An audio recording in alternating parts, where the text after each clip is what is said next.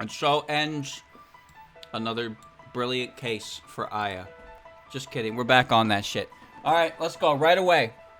Part 2, Electric Boogaloo. So if I remember correctly, we just accused Marissa of being the big bad. And now we gotta go find evidence to support that claim. And then we're gonna go back to court, and then we're gonna call her the big bad again. Here we go. Aya, good morning. Morning. Did you get any sleep yesterday? Yeah, plenty. Saw you cornering Marissa in my dreams. Let's hope it was a prophetic dream.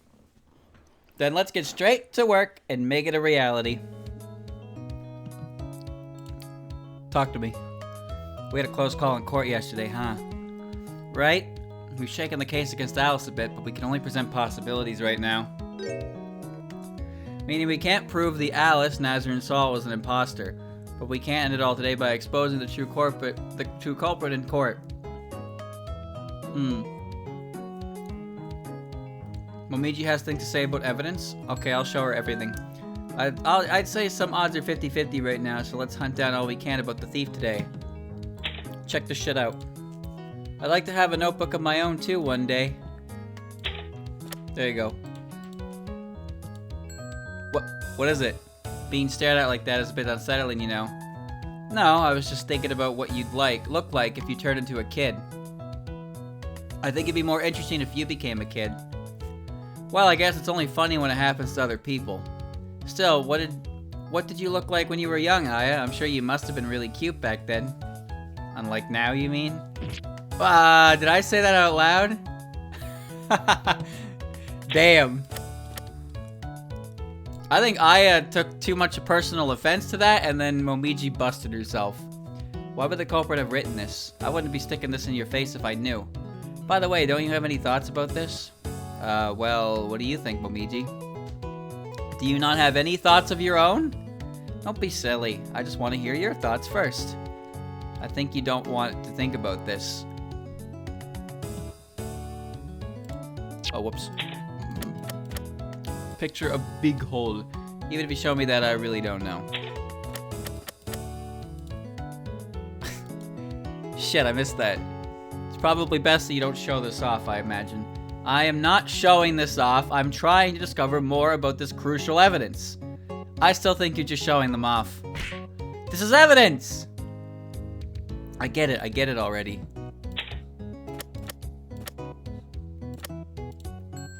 I actually do think they're a bit appealing, those maid uniforms. Really? How do I put it? Don't you think they're stylish? Is that so? Or maybe it's because I've started feeling like a maid lately. Momiji as a maid? That wouldn't be bad. Maybe they'll let me keep this. And why aren't you in uniform? Somehow it reminds me of that incident with Notori. Yeah, I remember. That was a tough case. I kinda miss doing forensics. We definitely wouldn't have won the trial without them. But it was fun, wasn't it? Taking fingerprints? I guess it was. I wonder what kind of fingerprints would turn up on this bottle. But with Notori having to resign as forensic investigator, there's no way to find out. It's a shame. It'd come in useful here right about now. It'd come in useful. I don't think I've ever heard that before. It'd come in useful. I've heard it come in handy, but not it come in useful. English, baby. We made it up. We made it up. It's all fake. Good morning, Alice. Hello. Did you sleep well yesterday? Not really. The bed here is quite damp. I certainly wouldn't want to spend the night here.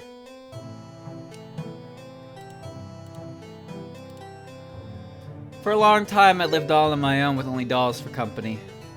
I'm sorry. I feel like I've prodded a sensitive topic. Don't worry about it. When you're all on your lonesome, you have plenty of time to think in peace, and you can do whatever you like when you don't have to worry about anyone else. But there's all kinds of things you'll never experience if you're always alone.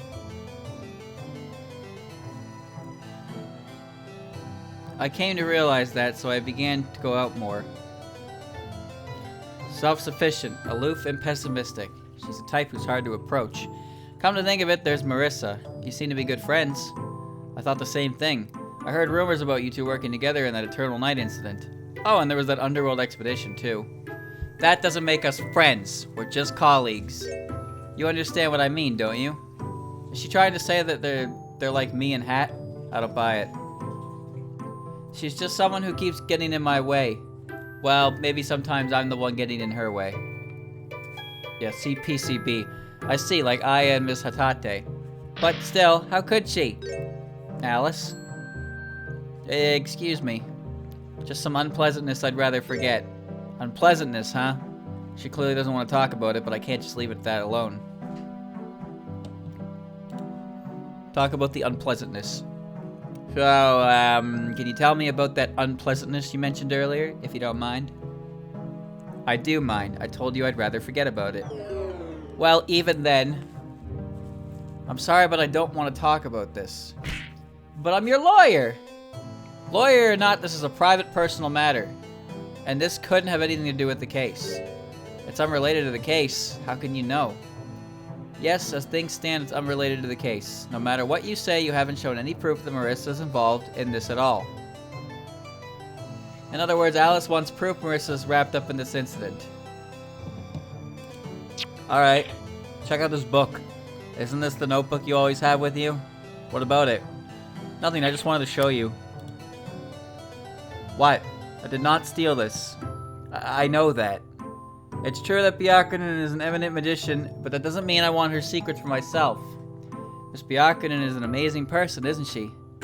You're not wrong. And her spell card always stirs something in me. Nostalgia, I suppose. Oh! I wonder why that is.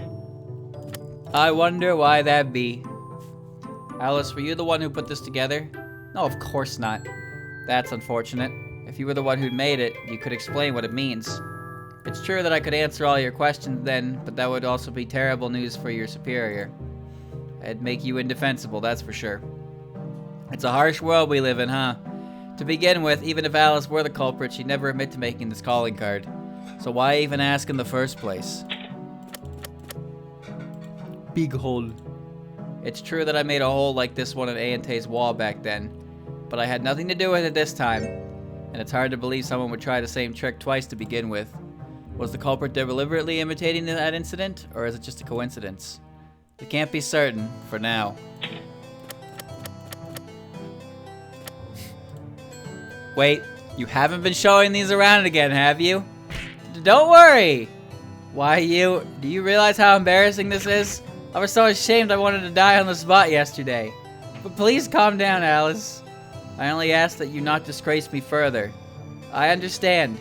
Looks like yesterday was pretty taxing on her. Well, I guess that's obvious. I will comply. For real. Alice, what about these clothes? Are you gonna ask if I wore this to go to the temple? Well, I did not. In fact, I had never had the chance to even touch one of these uniforms. Well, it's not like anybody else has ever seen you in those maid clothes. Yeah, what a shame. Did you say something? Yeah. No, I didn't say anything. More importantly, Alice. What? Could you please wear this sometime later? It'd make for some beautiful pictures. I don't much like being photographed, especially if the pictures will be published. It's not like that. You just have such perfect, beautiful skin, like a doll. I know you'd make an absolutely amazing model. You'd be like one of the idols they worship in the outside world nowadays. Why do you need me to be your dress-up doll? You're a newspaper reporter. There are all kinds of newspapers. I could make a doll for you to dress any way you like. Just leave me out of it. Sure, I understand. But if I could get pictures of Alice in maid clothes, sales would double. No, triple. Sales? What do you mean sales? The Shameimaru is free. She just gives it out for free, whether you want it or not. It's not about the money. They just love writing shit. And their popularity contests. Alice, about this perfume. Yes, this is the perfume I make. So it really was yours. But I gave bottles like this one to many people, so it might not be my property per se.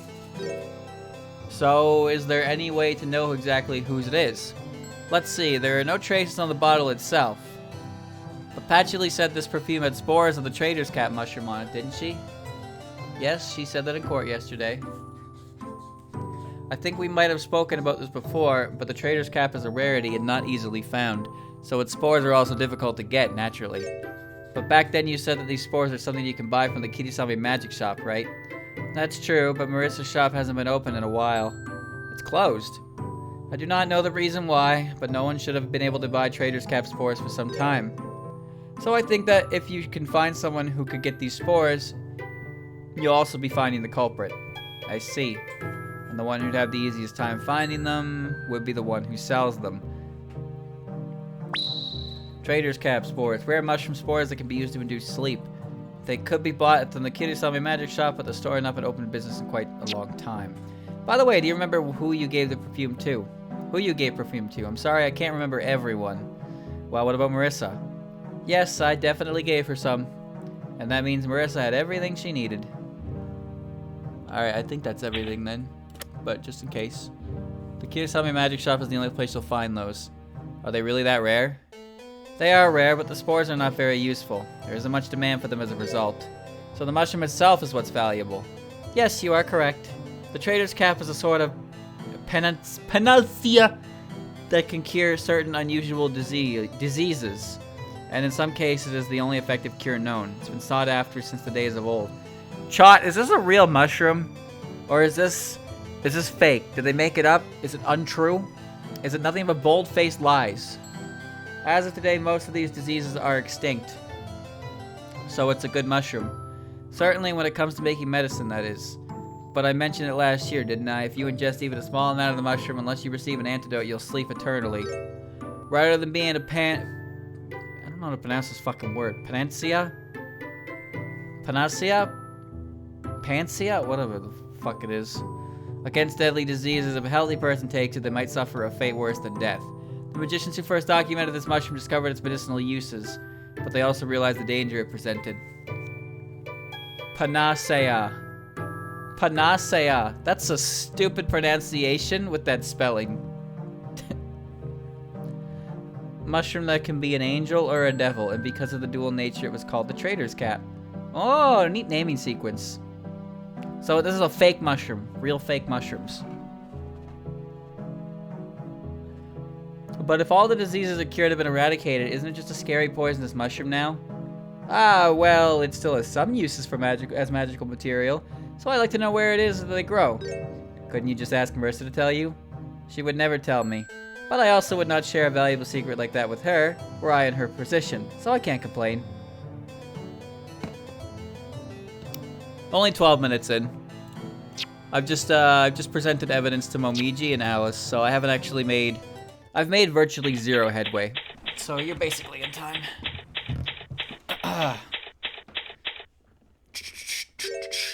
You came by too. Actually, you make inquiries? Correct, but no new clues have turned up.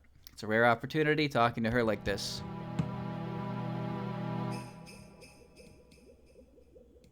I put my mouse on the bottom of my desk and suddenly it's impossible to move. Patchouli, that case was oddly similar to our current incident, wasn't it? True enough. You were in charge of that case as well, weren't you, Miss Patchouli?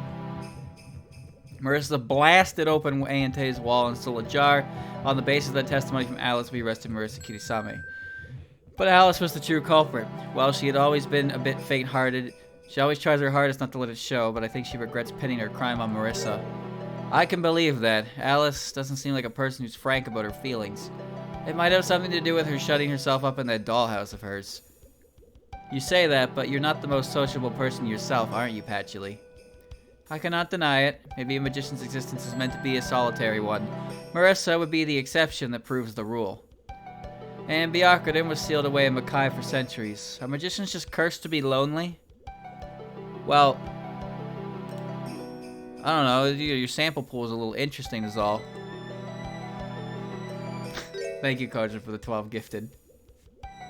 I don't know what the count's at right now, but it's not going anywhere anytime soon, so.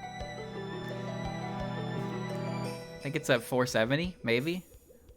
Oh well, don't worry about it. Don't worry about it, thank you. By the way, I haven't even seen the real thing yet. Gyakuten's Grimoire, I mean. More numbers. Said yeah. Oh, that's right, have a look. So this is a real grimoire. It feels weighty. But the text, I can't read it. I've never seen those kinds of characters. Perfectly balanced as all things should be. I appreciate it, man. Thank you. This is most definitely unified magical language. Unreadable to the uninitiated. We need one of those good 9 jokes. Well, that was an oxymoron you gave me. There's no such thing as a good 9 joke.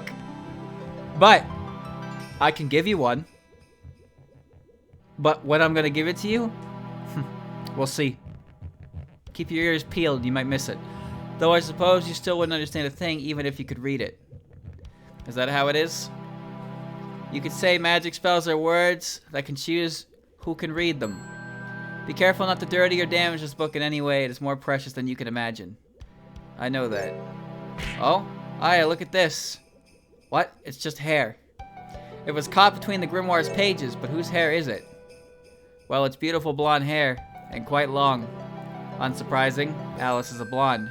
You're about to say it's too long, right? Incidentally, Marissa has golden hair too, and that length looks just right. But isn't this conclusive evidence? Hardly. There's no telling when or how that hair got there. Unless you manage to prove something like that, this isn't conclusive in any way. Patchy's right. It's kind of evidence you must spring at the right time then. Gyakuten's grimoire complete with hair was stashed. Oh god, really? Long blonde hair that might be Marissa's was found stuck between the pages. Okay. Check out my notebook. There's nothing to talk about. I have nothing else to say about this.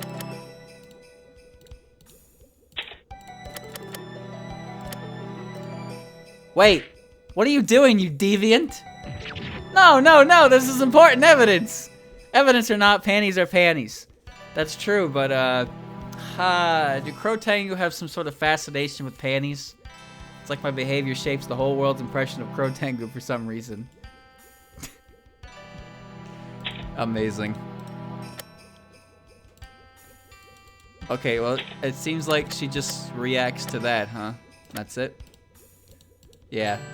Now, don't be so hasty. Patchy, you always wear the same outfits. Don't you think you could use a change of pace? That's unnecessary. Don't be like that. What about these maid clothes? I think they would suit you perfectly. Ah, I see. If you'll also wear them, then I'll consider it. Ooh, she drives a hard bargain. Aya, do it. Take one for the team. That would be a weapon the culprit used to put me to sleep. You mean the sweet scent you smelled? Yes, it might have been this fragrance, but you never saw your attacker's face. True, but this perfume is Alice's. But Alice had given perfume to all kinds of people, so the culprit doesn't have to be her. That is but one of the many possibilities this suggests, much like how this is but one of the many pieces of evidence against Alice. Our situation is still really grim. That should be everything. Everything of interest anyway. So let's go to the forest cottage exterior.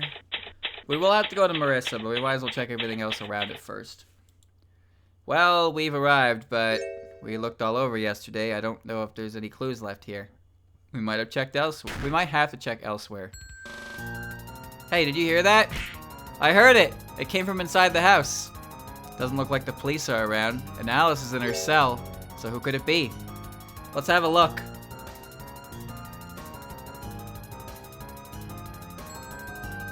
That's Marissa. What's she doing in Alice's house? I have no idea, but this is the time for a picture. The picture of Marissa was perfectly caught on camera. Taken from outside Alice's house, she seems to be looking for something. Whoa, Momiji, get down. What's wrong? The flash was on. Are you... She's gone. Did she see us? I think we're fine, but what was she doing in there?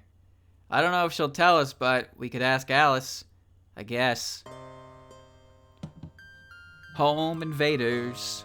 We got home invaders. What the fu- Huh? Whose house is that? I was hoping we'd get a chance to talk to Marissa. But this place looks deserted. Someone should try knocking. Wait, me? Who else? Yes, understood. Who lives there? Excuse me! Doesn't look like anyone's home. She could be pretending to be out. Well, if you're not convinced, try yourself. If you want something done right... Whoa! Why is a rare mushroom growing here? Guess no one's home. Even if she was, she wouldn't fall for that. I genuinely wonder about that claim. It's so stupidly huge. Marissa calls it a shop, but it's almost a castle. A closed sign is hung on the door. I wonder if she learned how to run her business from her shopkeeper friend. Come to think of it, Alice mentioned that door before. Let's not forget to have a close look. Damn, listen to that jazzy piano. There's another large building in the distance. Marissa used it as a warehouse. I don't know, Marissa lives in a fucking castle, dude. So the moment Alice touched the doorknob, she fainted. Aya, are you sure it's safe to touch this? If I do and turn into a kid, no one will recognize me, and there's no way I'd be able to stand in court. And then other Tengu will write articles about how you abandoned your duties and disappeared. Atate would do that, wouldn't she? You're right. You do it, Momiji. Why me? It won't bother anyone if you're turned into a kid.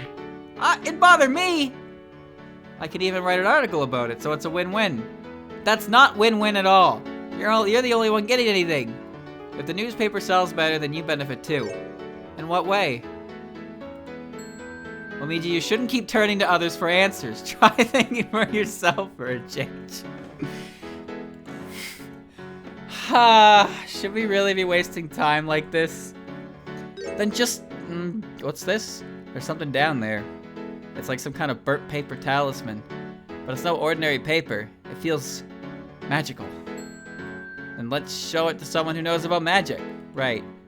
Faded tag to the court record. Something like a talisman found near Marissa's house. I'm not sure what it is, but it looks magical. Take me back to the Forest College exterior. Take me back to the Myoden Temple gate. Patchy, check this shit out. You gotta see this. There's nothing to talk about. What?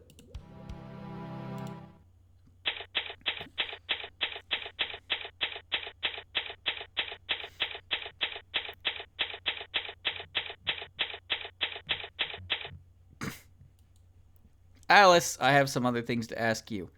Ask away. It'll stave off boredom at the very least. There's a lot to talk about. Where to begin? Here, check this out. Alice, do you know what this is? Where did you find this? It was near the front door of Marissa's house. I see.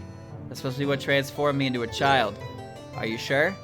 This is a kind of magical medium activated using the own power of the magician that touches it. However, it will only work once. Think of it like a kind of trap sprung when a magician touches it. Well, I said magician, but to be exact, any being that can use magic could activate it. Like Marissa, even though she's a human. I see. There are other kinds, such as ones that are timed, but this medium would be inscribed with a specific spell, which would be cast when the subject comes in contact with it. So someone cast the rejuvenation spell on this, then attached it to the doorknob. That seems likely. Someone, huh? But if we found this slip of paper at the entrance to Marissa's house, and Alice was turned into a child the moment she touched the house's doorknob, found below Marissa's door, magical trap that releases its power when a magician touches it is very likely to cause Alice to be transformed when she touched Marissa's doorknob. Alright, now check out this damning evidence. This is a picture I took at your house earlier today. What about it? Don't you what about it me? There's somebody rifling through your home as they please in this picture. I have no idea what she's thinking. Are you sure about that? Alice, can we talk now about Marissa? It's a trap card. Yeah, I guess. It's Magic Cylinder. Alice, I think there's no doubt Marissa's involved in this incident. So can you please tell us about this unpleasantness? You're supposed to be my defense attorney, and yet you corner me like this. I'm defending you because I believe in you, Alice, so please tell me the whole truth. Fine. It was stupid of me to get so stubborn anyway. The truth is, Marissa came here to visit me after I was arrested. See? Marissa cares about you. Unfortunately, she did not come to see me out of concern for my well-being. The moment she saw me, she just shouted, "Where's the book?" The book? Ah, the one she'd lent you the day before? Yes, the one I was supposed to return that morning. A book is far more important to her than I am. Not that I expect otherwise, of course. She looks really hurt. Well, I think I'd be hurt too. I'm feeling hurt just hearing about it. But you brought that book to Marissa's house, didn't you? I fainted the moment I touched that doorknob. When I came to, I was a child and the book was gone. But then, that book's still missing? So it seems. From what Marissa was saying, it sounds like she hadn't found it herself yet. So, what did you tell Marissa? I wasn't in the best of moods at that time, so I told her what she could do with that book if she ever found it. And then I yelled at her to get lost. And Marissa hasn't come back since. Not that I expected otherwise. A missing book, huh? Now, I'm afraid visiting hours are over. We have preparations to make for the trial, so I'll have to ask you to leave us. Just give us a minute. We still have a little time before the court opens. And I told you we have preparations to make. You do not mind, do you, Alice? Why even bother asking? I don't have any right to refuse. That attitude will do you no favors. A cooperative defendant is what's best for everyone. Look at that smile. Patchouli, you believe she's innocent, don't you? And didn't you claim there was a true culprit? I know that. As you said, there's still some time before the hearing. So shouldn't you be out there, searching for evidence with which to expose them in court? Why are you telling me this? There's nothing memorable about an effortless victory. I want to make it clear our investigation was utterly flawless this time.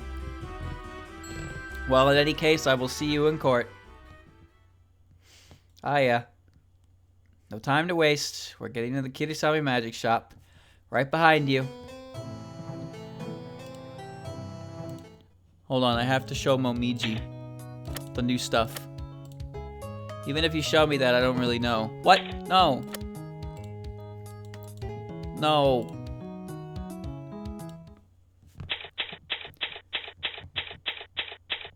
I hope the next game has a way to get through this typewriter stuff.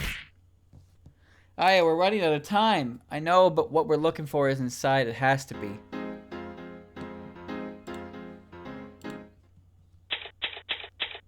Yo, what? What the fuck?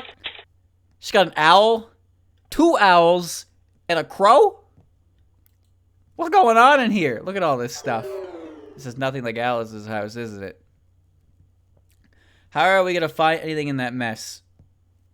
We've pressed for time as it is. Let's just get digging. Reminds me of the herb shelves I see at A&T. In fact, it looks like it's also storage for herbs. It's all kinds of plants I've never seen before inside, but they look a lot more shady than the A&T lineup. This thing looks like a mandragora. Would a mandragora even be considered a herb? Good question. Wait, this chair's cushion, isn't it a little too high? Oh, you're right. Wait, that reminds me. In yesterday's hearing, underneath our couch cushions, we found that poor lonesome book there. There might be something hidden under the cushion. You think so? It's bulging up unnaturally, isn't it? It is suspicious. Anyway, we just have to make sure. Is that alright? Well, we can't ask the owner. Aya, you're supposed to be a lawyer. Hey, look at this. It's a book, but there are all kinds of books lying around here. Why would you hide this one under a cushion?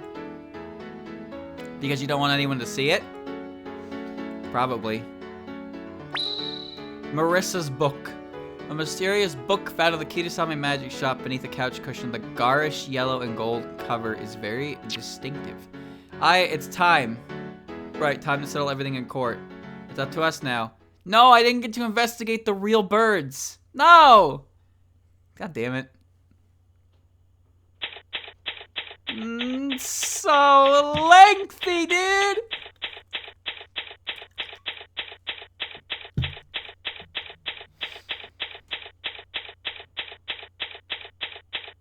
Ah! So you're going to confront Marissa? Yes, it's likely she's the true culprit. But why would she do it? Well, I thought it was obvious. I know the reason for the theft is obvious, but why did she go out of her way to frame me? Everything will be made clear in court, if you say so. Aya, they're starting. This will be put to rest today, all of it.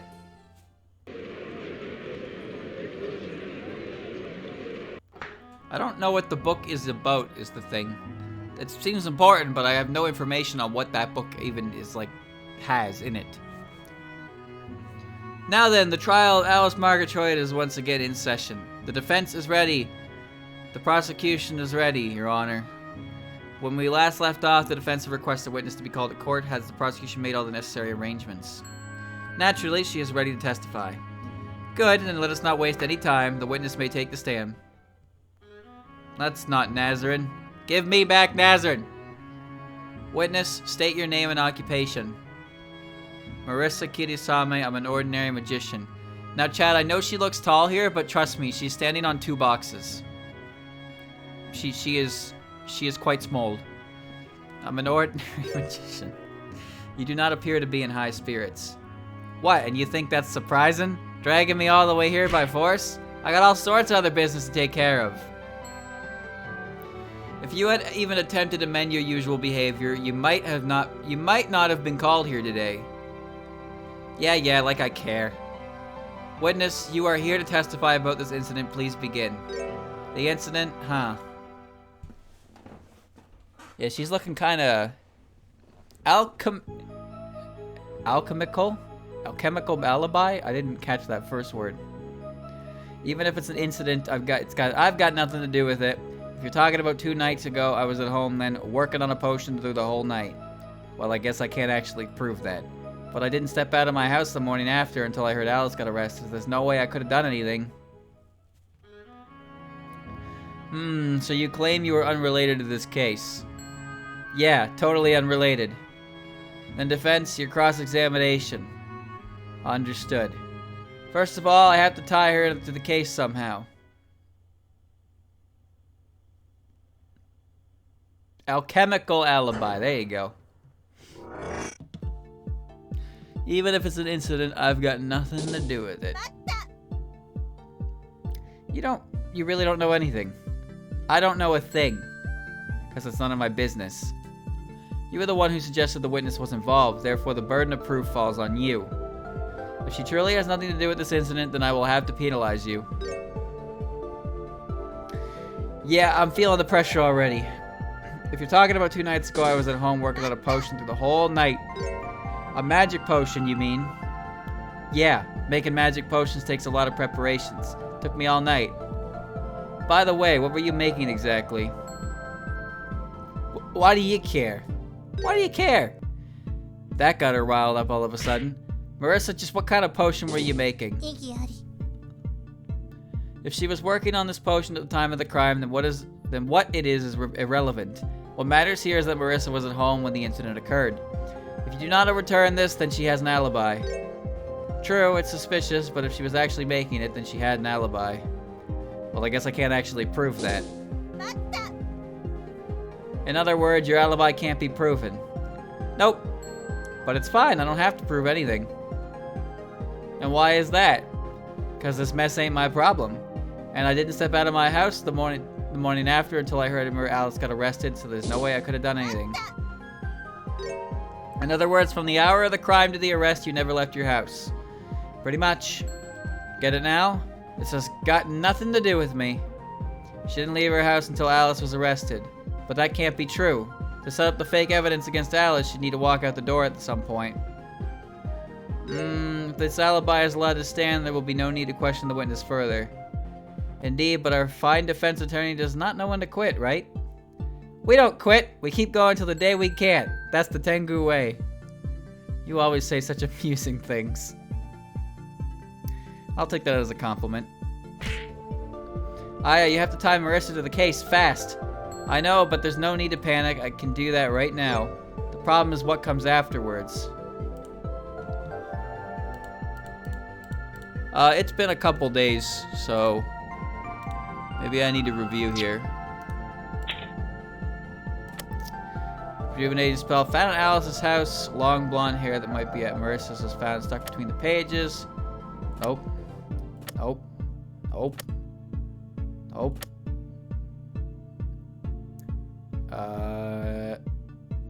No. I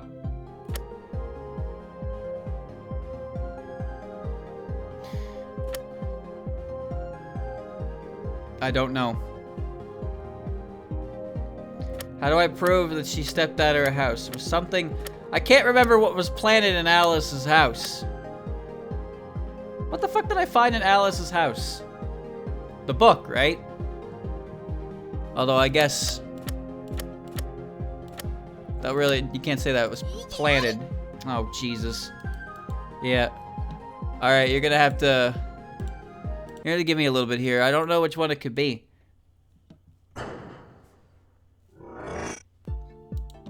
Something to tie her to the case. I don't think it's the photo I took of her being in Alice's house, because that just happened earlier today. So, I think it's related to the perfume. No, it's not that.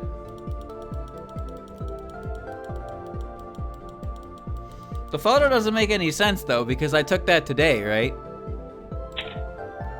Her being there now has nothing to do with her being there before. Well, we're just gonna run through the evidence. We're gonna run through everything here, and if there is no applicable answer, then I'll double press. But it's not that. It's not that. Not that. Not that. Not that. It wasn't the perfume. It wasn't the spores. And it's not the picture. Yeah. See, it's not the picture. I didn't try the spell tag yet. I should try that. Okay.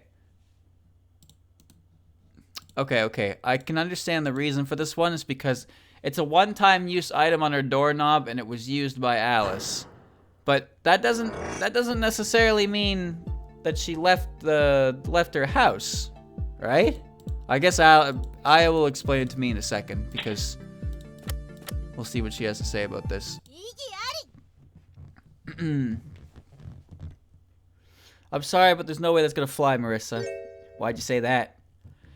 I have evidence. Leaving aside whether anything else you said was true, there's one thing you could do without leaving the safety of your own home. Oh, it wasn't about her leaving her house. It was about her setting up the evidence, or setting up the talisman on her door.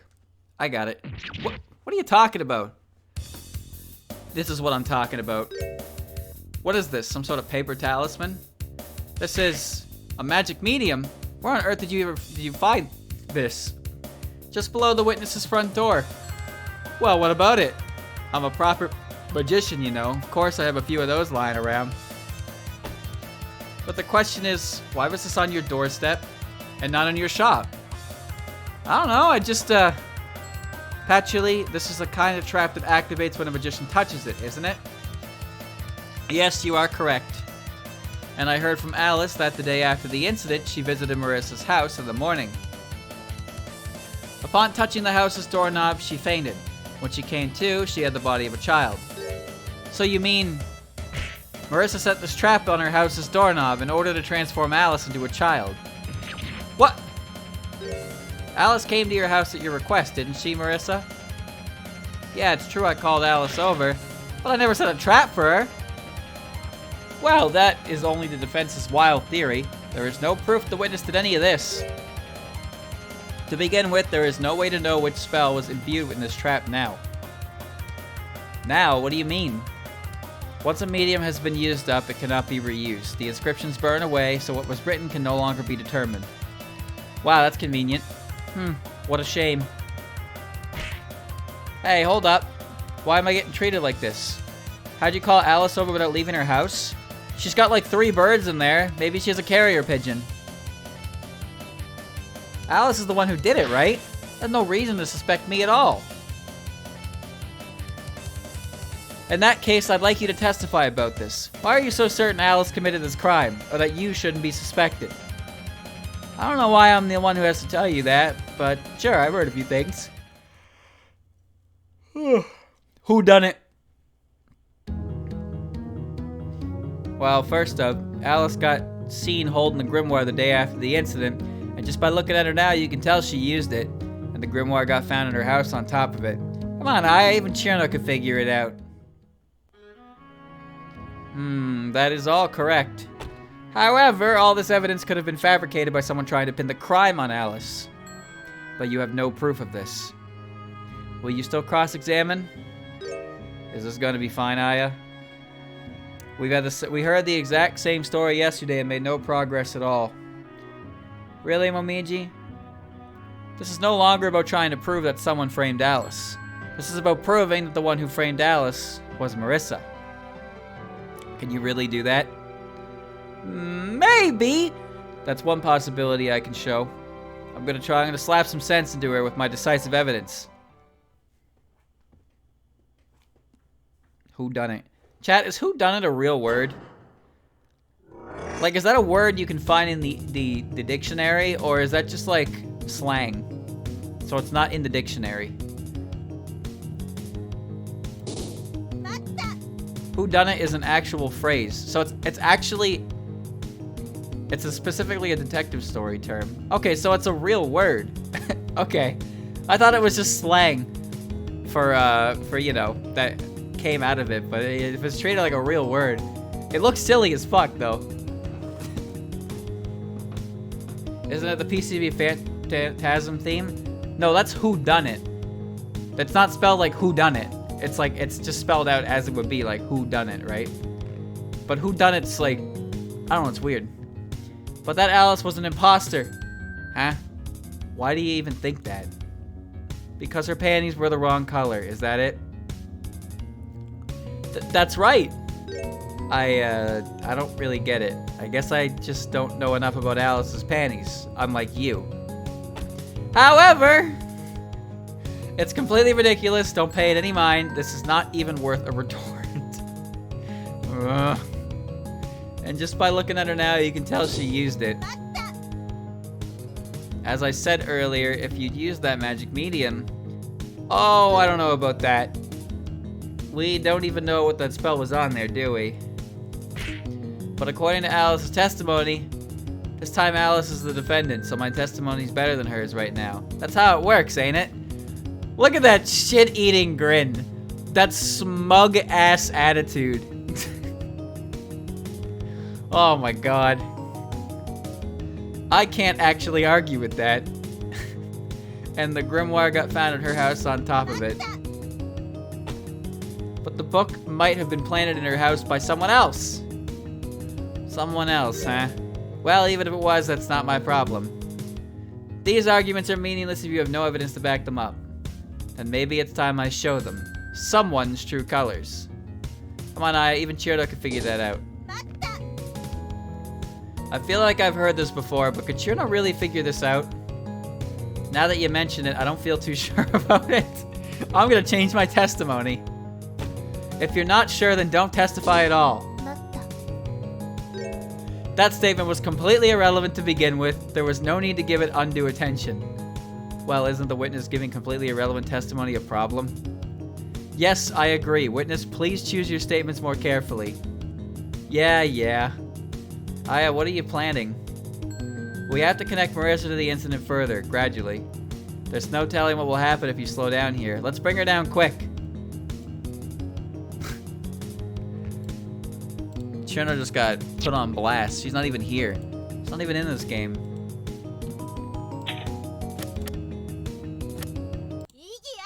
The grimoire got found in her house. Interesting. Check out this photo I took of you earlier today. Unfortunately, that grimoire is doctored evidence. Doctored? Someone broke into Alice's house and planted it there. You can't deny that possibility. But if you cannot say who that person was... Oh no, I know exactly who it was. That can't be. I have a picture here. A picture of Marissa, see? Of me? Oh, I'm lying. Oh, Aya, you're lying. Yes, a picture of you in the defendant's house. When was that picture taken, Aya?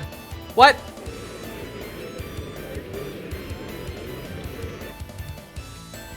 Ah, no way. That flash was you? Oh, so you finally realized. Well, so what? That doesn't mean anything.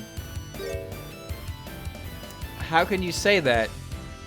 You took that picture after Alice got arrested, so what's it got to do with putting that book in her house? It's alright.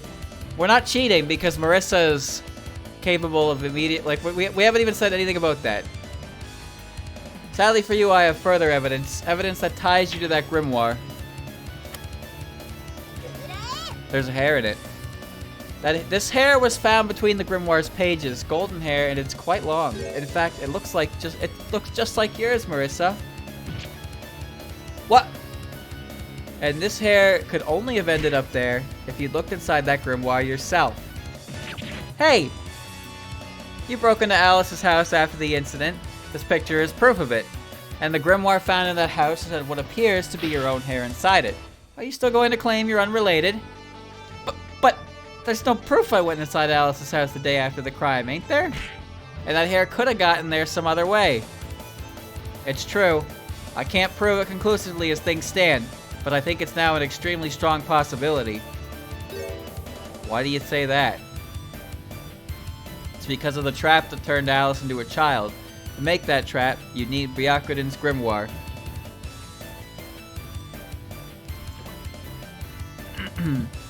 And of course, the one who planted the grimoire would have had it in their possession.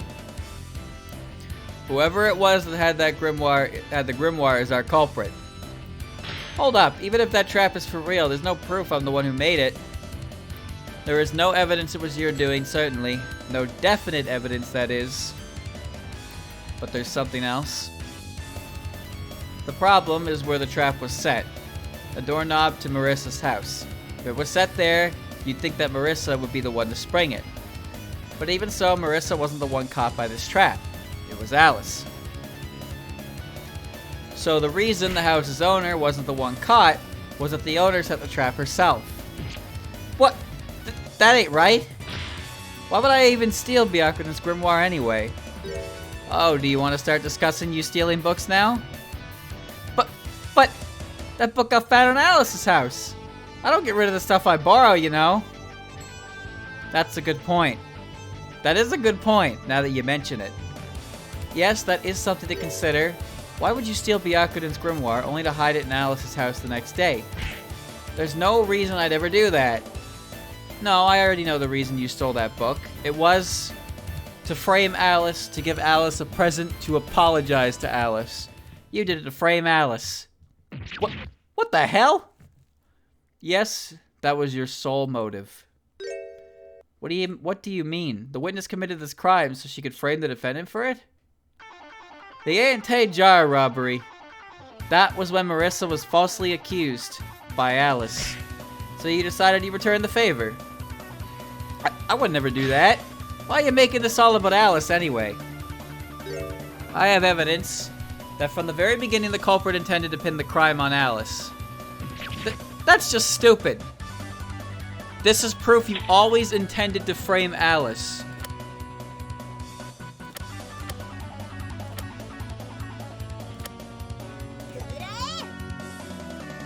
Marissa, you received a perfume bottle like this one from Alice, didn't you? Yeah. What's wrong with that? Did you know this bottle was found near the crime scene? No, I had no idea. Marissa, you deliberately used this perfume bottle to cast suspicion on Alice, didn't you? Huh? The defendant has handed out many bottles like this one, so there is no way to know if this one found at the crime scene belonged to the witness. I'm sorry to say, but there is. I have evidence that connects this bottle to Marissa. And let us see for ourselves, how are this perfume and the witness connected? The spores. Patchouli, this perfume contained spores of the trader's cap mushroom, didn't it? Yes, there's no doubt about that. That bottle reminded me of a past incident, so I had it inspected by Notori Kawashiro. The trader's cap is an extremely rare mushroom, so it's also quite difficult to find its spores as well. Isn't that right, Marissa? Yeah. That's true. Even magicians can't get their hands on them easily. Well, I know about a special place, so it ain't a problem for me. So those spores can be purchased at your shop. You're still with me so far, aren't you? Yeah, I do sell them. But your shop has been closed for a while. Am I wrong? What? What are you getting at? The Kirisame magic shop hasn't been open for business, and traders' caps are difficult to find. So no one should have been able to get these spores, except for one person. And who would that person be? The owner of the Kirisame magic shop, Marissa Kirisame. Even if the store is closed, there's nothing stopping you from getting the spores yourself. Evidence, evidence, evidence! Order! Witness! What is the meaning of this? It's not right. So it seems the defense's argument stands. Wait a sec! This is all garbage! You still say that even in the face of all this evidence? This is all a trap. You're the one framing me. I didn't do it. Even if you say that. And there's that too. Alice got seen walking around with the Grimoire. And there's no way that could have been me. How can you be so certain? It's because my hair's too long. Even if I try to disguise myself as Alice, anyone would notice. Then you just have to cut it. What, and it grew back in a couple days? Come on, you can see right now my hair's the same as ever. That's true. So there's no way I'm the culprit. So in the end, the defense's case was incomplete. No way. It was this close. The witness could not have been the culprit after all. It seems this was all a wild idea of the defense's, and accusing and in unrelated. It's weird. That sounds weird. Unrelated witness like this is not a light offense. Innocent? That would an innocent. Yeah. Okay. Yeah. That works. That works. Oh. Well, I will therefore end the questioning. She's gonna say incident, but change to unrelated since Marissa's anything but innocent. I almost said incident. May I have a moment, Your Honor? What is it? There is one thing I've been wondering about. About the defendant's transformation. What about it? You claimed it took place when she visited the witness's home, did you not? Yes, that's what I was told. I find this curious. Why would the defendant visit the witness's house first thing in the morning? She was returning a book she borrowed from Marissa. She'd been asked to give it back urgently. Urgently?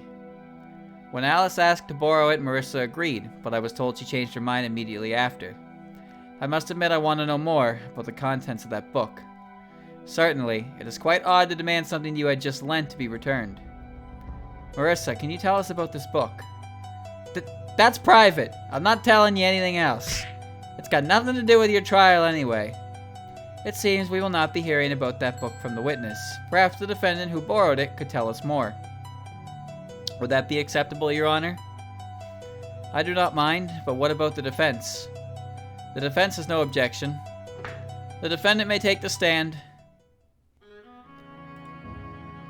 Now, I'm sure you know what is expected of you. Please tell us about this borrowed book. Yes, I understand. In that case, please give us your testimony. Book. The second grimoire. It was the day of the incident at Myoden Temple, I'm sure of it. Marissa told me she wanted to thank me for the perfume and invited me to her house. I noticed the book in question while we were having tea. I took an interest in that book at a glance and asked Marissa if she could lend it to me. At first she agreed to it, but after I took the book home, she demanded I bring it back immediately. So I had no choice but to go return it the next morning, but I couldn't do that in the end. This does not tell us much about the book itself.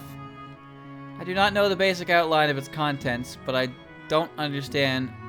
I do know the basic outline of its contents, but I don't understand why Marissa's being so stubborn about it. So what is this book? Bleh. Bleh, bleh, bleh, bleh. So what kind of book is it anyway? It's a treatise on magic potions, specifically of the kind that is considered forbidden. And this book is of great import to Marissa Kirisame. I do find her reluctance to talk about it baffling. Well, she'd probably need it for the potion she claimed she was making, wouldn't she? I doubt it. From what I've seen of her house, Marissa has a habit of taking notes. She always writes down what she needs ahead of time. Flipping through a big book like this one again and again is rather troublesome. For the time being, you may cross-examine. Treatise. I hate words, dude. We made them up! Words, man! We made them up! I understand. Still, I don't know anything about magic or potions. Guess I'll just have to wing it. They're not even real, dude. They're not real. You can say, you can speak whatever you want. They're not real anyway. It's all fake. In other words, 2 days ago. Yes, that's right. So what happened that day? Marissa told me she wanted to thank for the perfume and invited me to her house. It sounds like treaty, but like treatise. That's so stupid.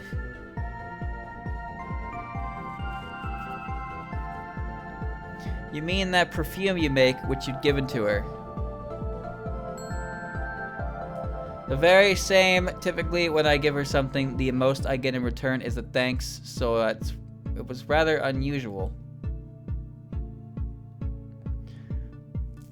You should count yourself lucky you get thanked at all. She usually takes things without asking. Yes, I am giving her too much credit, aren't I? Anyway, what happened at Marissa's house? Whenever those two start talking about Marissa, I feel like a storm's coming. I noticed the book in question while we were having tea.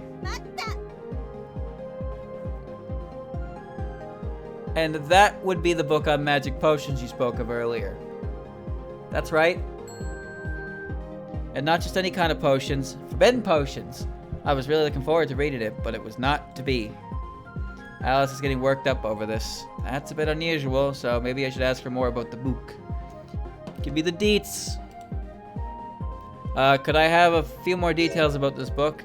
Details a layperson like me could understand if possible. Well, do you know what the core ingredients of such potions are? Things like a target's blood, hair, or nails. Sometimes other bodily fluids such as...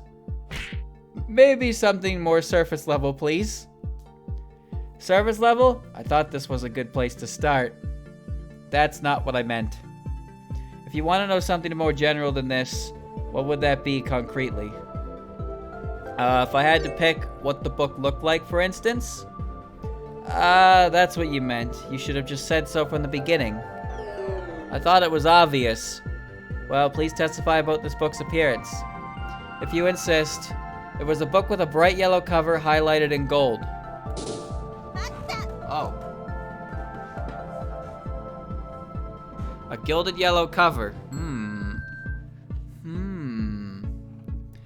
You definitely recognize it as a glance. Dangerous books are often more conspicuous looks. Oh, whoops. Kind of like poisonous insects, huh? Or frogs. Poisonous frogs are very vibrant. That book Alice is talking about, it has to be. Touch the danger frog. Yeah, I thought the same thing. But when I consider where it was found, it doesn't seem possible. Took an interest in that book at a glance and asked Marissa if she could lend it to me. Well, the obvious thing here is that I found the book right here. I found the book in the shop. Alice, the book you're talking about, is it this one by any chance? We have kick rocks, touch grass, and when you're feeling a little spicy, pet the venom frog. Go pet the poisonous frog. There you go. That's when you're feeling spicy. This is it. Where on earth did you find this? In Marissa's house. Marissa's house? What are you talking about? Marissa Kitasame has been looking for it all day. What's going on, Aya? Something doesn't make sense here. It might be best to examine this book closely. It may hold some secret. Give that back right now. It's mine. Marissa, please hand it over. We will not. Please allow me to inspect this book. Stop! You won't find anything. What? I've never seen Marissa this upset. Let's check it out. There's gotta be something. You say that, but I don't know anything about potions. Oh, there's some slips of paper here. What is this? I think it's a recipe, but I can't read it. That's... Show me, quickly. Here. Don't, Patchouli, you gotta believe me, it ain't what it looks like. I understand now. It seems you've done it again, Miss Attorney. I've done what exactly? This is a recipe for a magic potion, annotated by Marissa. By following it, you would make a potion that turns you into someone else. Someone else? I doubt you need further explanations, but let me make it clear for the court. The Alice Nazarene witness was Marissa Kirisame transformed by this potion. Gah.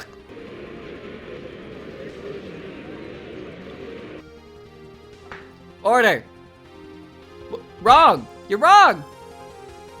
You're so wrong! Just listen to me. Sadly, with this, all your claims have collapsed. In order to pin the crime on Alice, you prepared this potion in advance. And to turn her into a child, you lent her this book, then forced her to return it to you the next day. After she touched your doorknob, you took the book, then disguised yourself as Alice. But before long, we started suspecting that Alice was an imposter, and the book became a liability for you. So you hid the book away in your home and pretended that it had gone missing. That's all. Everything about this crime has now been exposed with extensive evidence to back it up. How are you gonna lie your way out of this, Marissa? What? In the end, it seems the defense claims were proven right. I don't buy it. Something's wrong here, chat. Something is wrong here. Indeed, Marissa Kirisame committed this crime so that Alice Margatroyd might take the blame. Prosecution cannot hope to deny this. And, about Alice? Naturally, she is not guilty. You did it, Aya! In that case, I will now hand down my verdict on the defendant, Alice Margatroyd.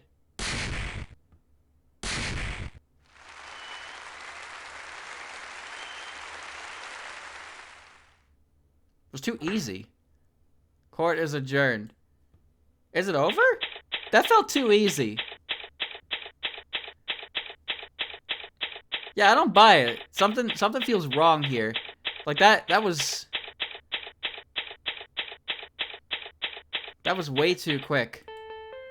Looks like I really did have a prophetic dream, like we talked about this morning. What was it you said? We'd make it a reality?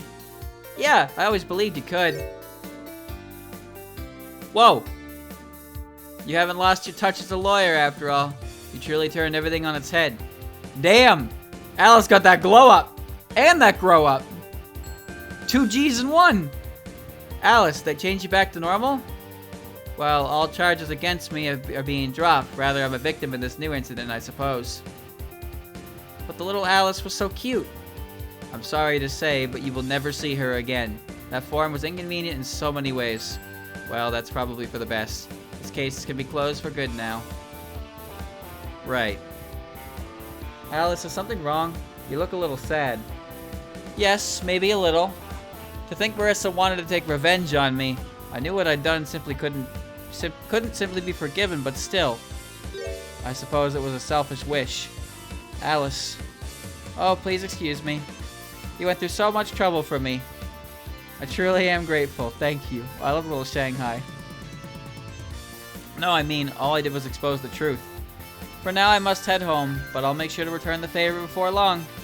We'll look forward to it. And that was how the trial ended, but somehow I still felt like something wasn't quite right. And Alice must have felt the same way. Marissa's book had been properly identified as the Forbidden Potions book. I knew it! It's not over. There's no way it's over. Something's wrong. The borrowed book Alice returned Marissa the morning of the accident and contains a recipe for the potion that could turn you into someone else. It's not over yet.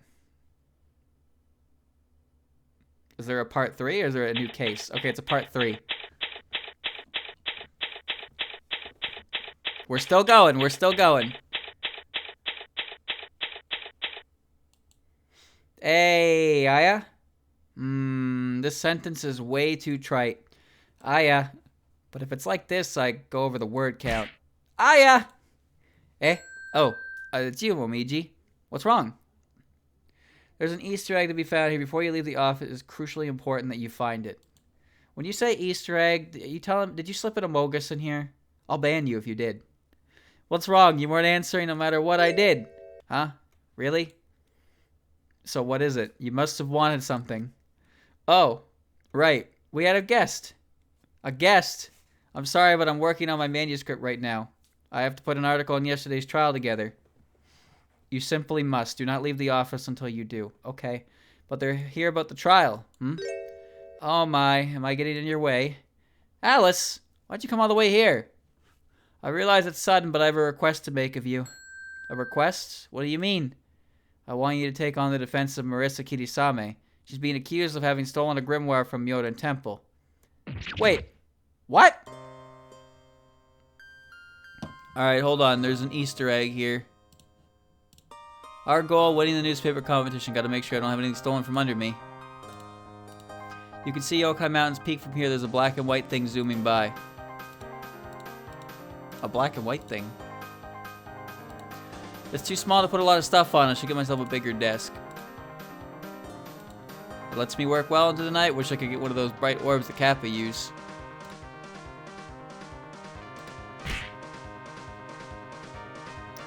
What do you mean, defend Marissa? I'm the one who accused her to begin with, you know. And you're telling me now to defend her? I know the kind of person Marissa is, to a degree. If she was the thief, she'd shamelessly tell all about it. But this time is different. She's in jail right now, still pleading her innocence. Even then... And there's one thing I do not understand. What is it? The calling card. If Marissa was the culprit, then she would be the one who wrote it. But whenever Marissa takes things from us, she never calls what she does stealing. Oh, that's true. Isn't it pretty much her catchphrase? I'm borrowing this, you can have it back when I'm dead? But whoever wrote this calling card intended to steal. And we still have no idea why Marissa would have sent that letter in the first place. It feels like everyone's strings are being pulled by an invisible hand. Strings pulled by an invisible hand, huh? But if Marissa isn't the culprit is a magician. That much is a certainty. In that case, it could even be you! I have not laid a finger on Gyakuten's grimoire, and I will never say otherwise.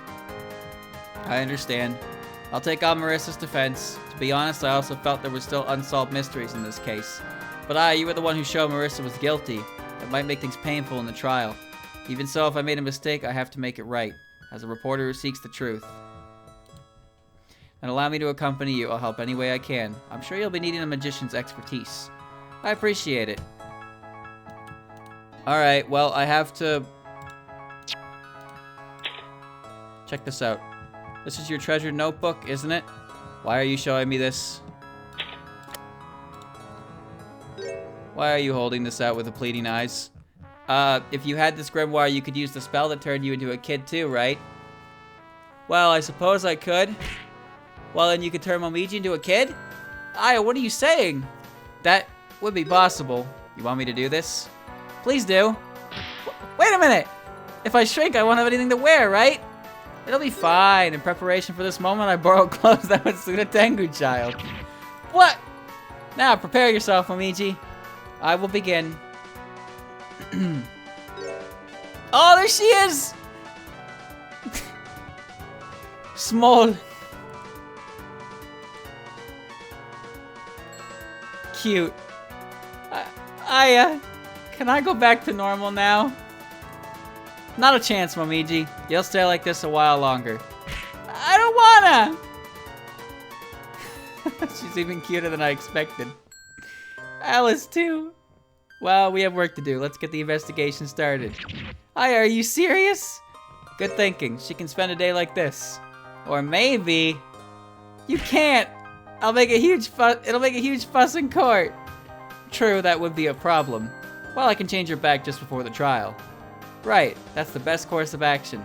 Oh. There you go. Really would be strange if Marissa had made this. It would be strange if any thief of common sense, not just Marissa. She's small! Permanent small! But there are thieves like that in the outside world, right? Phantom thieves! I do not know if they actually exist. I have only heard of phantom thieves in novels. But there are lots of stories about Phantom Thieves now, aren't there? Yes, I suppose, but Phantom Thieves are usually depicted as noble figures. Is that so? Holy shit, she's so small. They also have the image of fancy lady killers, stealing away pure maidens. Do they call them Phantom Thieves because they steal immaterial things like feelings? That would be kidnapping, not stealing. Well, there was a commotion about you being stolen away once. Oh, that. Be careful you don't get stolen away again.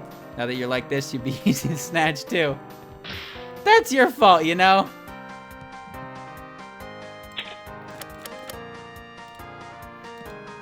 Marissa does have a history of breaking walls, doesn't she?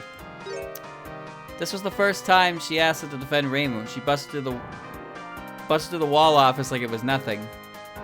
Right, that happened. Honestly, I wish she'd use all that power of hers a bit more responsibly.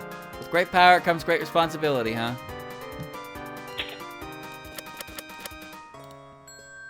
Hold it! You won't need this anymore, so return them now! But please wait. This is still evidence in an ongoing case. You have to let me keep them until I prove Marissa's innocence. Do you intend to keep my panties forever? That's not it! I did not think your panty obsession ran so deep. This is evidence. I don't have a choice. I've never had a magic potion. What do they taste like?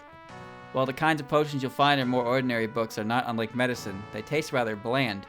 Add them to something you wouldn't even know, and you wouldn't even notice. Really? But these forbidden potions taste awful.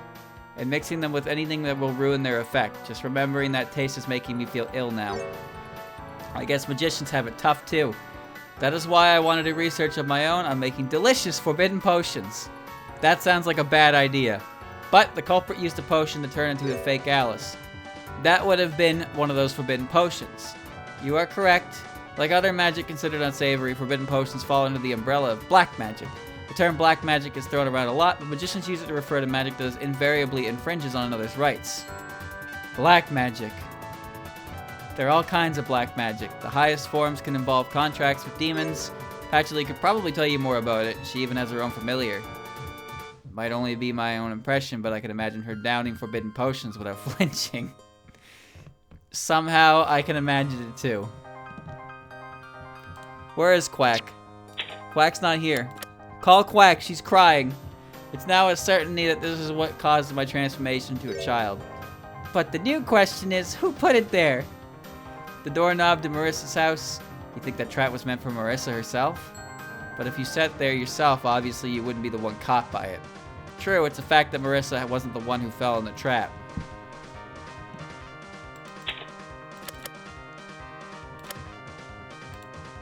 Honestly, barging into people's homes as she pleases. Does Marissa often barge into your home? Oh yes, she takes people's books like it's nothing. Then, that makes her a repeat offender. What are we gonna do about that? But she just brazenly do it in front of you, while this time, it's almost exactly the same as what you've done before. So there still has to be some hidden secret to the case.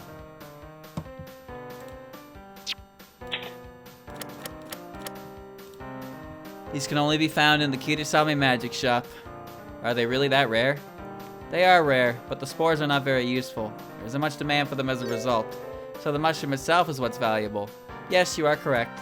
The trader's cap is a sort of panacea. It can cure unusual diseases, and in some cases only effective cure known. It's been sought after since the days of old. As of today, most of these diseases are extinct, so it's a good mushroom. Certainly when it comes to making medicine, that is. But it mentioned last year, didn't I? If you just eat a small amount of the mushroom, you receive an antidote, you sleep eternally. Right on the beat of Panacea. I've already said this already. Yeah. I've gotten this information. Yeah, I've gotten that information before. I'm not wearing this. I haven't even said anything yet. Well, what were you going to say? It was exactly what you expected. Please put this on. Why do you want me to dress as a maid so badly? Because you look great! We will never know if I would because I won't put this on. Just once, please try it on to make sure. Maybe when this case is over. That's a promise! Yes, yes, we can call it your fee. I'll gladly accept it.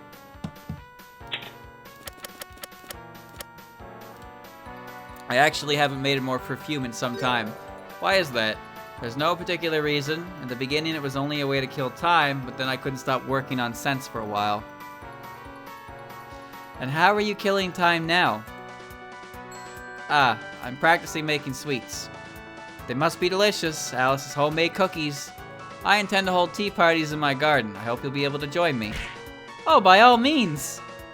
Then I'll make sure to send you an invitation when the time comes. I'll look forward to it. Alright. And now we have small Momiji for the rest of the investigation day. Aya is currently asking Alice to do what we wish we could ourselves.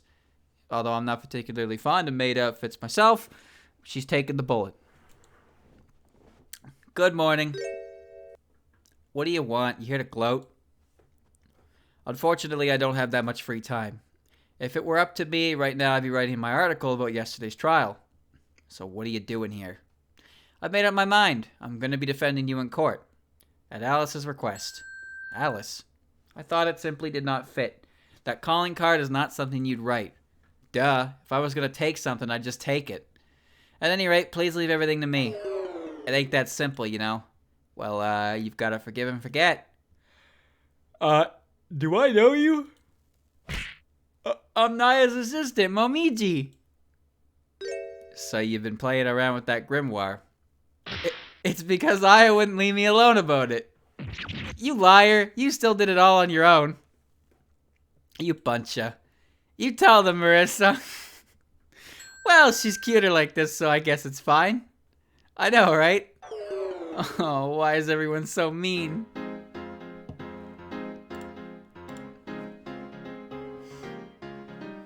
Marissa, I have to apologize about yesterday. It was bound to happen. I messed up and everything blew up in my face. It blew up? Hey, Alice, are you mad? I am mad. Do you know what to be mad about already? What, have you done something to make Alice angry? There was one thing you got right yesterday about the potion I was making. Oh, I remember. So it was a potion that you turned into someone else, right? I really was gonna turn myself into Alice. Huh? You fiend! Just what kinds of awful things were you planning to do with my body? It ain't like that. Don't make it sound weird. Why on earth would you want to turn yourself into Alice? Well, there's this book I want to borrow from Patchouli, but it feels like she's always on the lookout for me lately, so I can't just sneak into her library. And I thought Alice would have an easier time of it. You... Marissa, tell me all you can about this plan of yours. Well, I'm already in this deep. Alright, I'll tell you everything. Why didn't you just turn into Quack? Or Patchy yourself and then walk in there and take it, and then no one wouldn't be the wiser. I guess Patchy never leaves the library, so you would need to be someone else. Yeah, just whack Quack and then take her place. I closed down the shop to focus on putting together with what I need. Who would have thought it'd turn out like this? So what is it you've been doing the last few days? I was gonna be Alice, so I got myself some of her perfume. Be even more convincing if I smelled like her, right? Right, that's true. And then I need Alice's hair to finish the potion. So that day I called Alice over, thanking her for the perfume. Thanking her for the perfume was a great pretext. While I never suspected anything, I really should have known better. But that was where you messed up, wasn't it? Yeah, I never imagined Alice would want to borrow that book. I wanted to stay on her good side, and if I thought about it too long, she might get suspicious. But I already made all the preparations for the potion, so I got careless and let her take it. But I looked for my recipe later and I couldn't find it. And then I remembered I'd left my notes in the book with my checklist of everything I need to do, and Alice's hair. So you tried to get Alice to give it back right away. If she saw those notes, she'd definitely figure it out, and then she'd be angry. Oh, I've already transcended anger. Only amazement remains. Wait, something doesn't make sense. Alice, you were going to return the book, right? So when Marissa showed up and demanded it back, why didn't you give it to her right then and there? Ah, yes, I might not have explained this properly. Actually, I did not go straight home after leaving Marissa. Where'd you go? I went to visit Yuyuko to receive some of her ghost flower thread. So I couldn't meet with Alice again that day. I left a message telling her to give me back the book in her house, then went back. In the end, I didn't make it home until well into the night. That was when I found Marissa's message, and I assumed she would be asleep at this hour. And so I went to return that book the next morning. Oh, I see. Hold on a moment.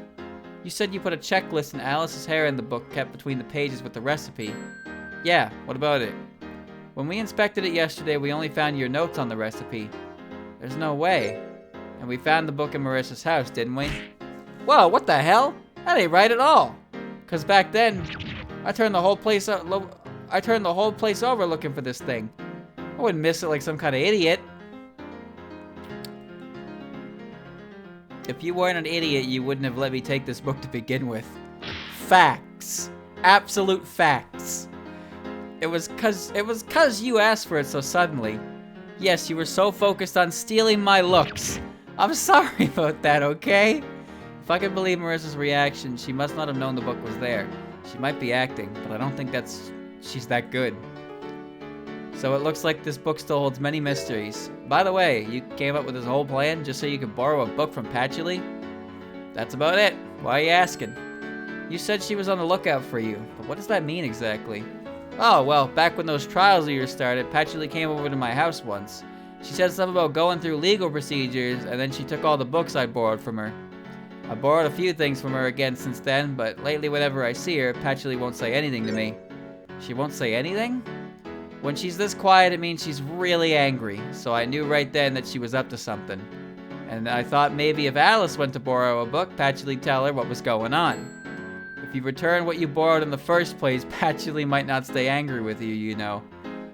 She can have them back when I'm dead, so it's fine. What a terribly thoughtless, human-like excuse. New information about Marissa's book. Marissa put a checklist of Alice's hair and notes and transformation potion between pages, but those have gone missing. Marissa and Alice. Marissa, right now you're being accused of committing that robbery and of framing Alice for it. Yeah, that's how it is. How do you feel about that? Well, with the way things are, there's no way people wouldn't suspect me. I want to focus on you framing Alice specifically. Can I ask you something, Alice? Do you think I'd do something like that? I don't know. But I thought I couldn't blame you if you had, because I'd done the same thing to you before. Don't give me that crap. You really think I'm that petty? It kinda stings to hear.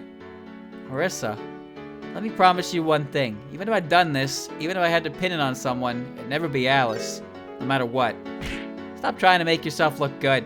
It's sad to watch. My bad. I'm just kinda clueless by nature. Idiot. It's true that I can't imagine Marissa actually letting someone else take the blame for something she'd done, but you should never say never. I think we understand Marissa's actions now, but we still haven't found any clues. Maybe she can tell us something about the evidence for the time being. Yeah, Marissa's kind of, she's a liar. She's a chronic liar, but she's kind of extremely honest at the same time. She's a refreshingly honest liar. Sorry, but that ain't kind of book I'm interested in. Oh, I see. Well, I can't say I wasn't interested in Gyakuten's Grimoire. There's no magic item that won't draw your interest. Ain't that the truth? That's nothing to be proud of.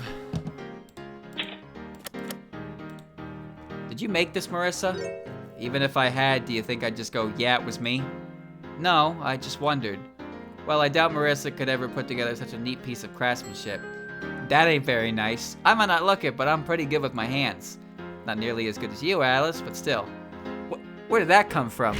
Flattery won't get you anywhere with me. Hey, I'm just telling it how it is. You make all those beautiful dolls, and you can move so many of them all by yourself. I'm a bit jealous. You're wasting your breath. Whatever it is you want, you're not getting it. Alice, you're beet red. This isn't something to get embarrassed over. Isn't that nice? Anyway, check out this massive hole. Yeah, that ain't subtle at all. It does look like your handiwork. Guess so. But it wasn't me this time. Is there any way you can prove that? That'd be nice, but nope. And how are we supposed to do it? I wish I knew.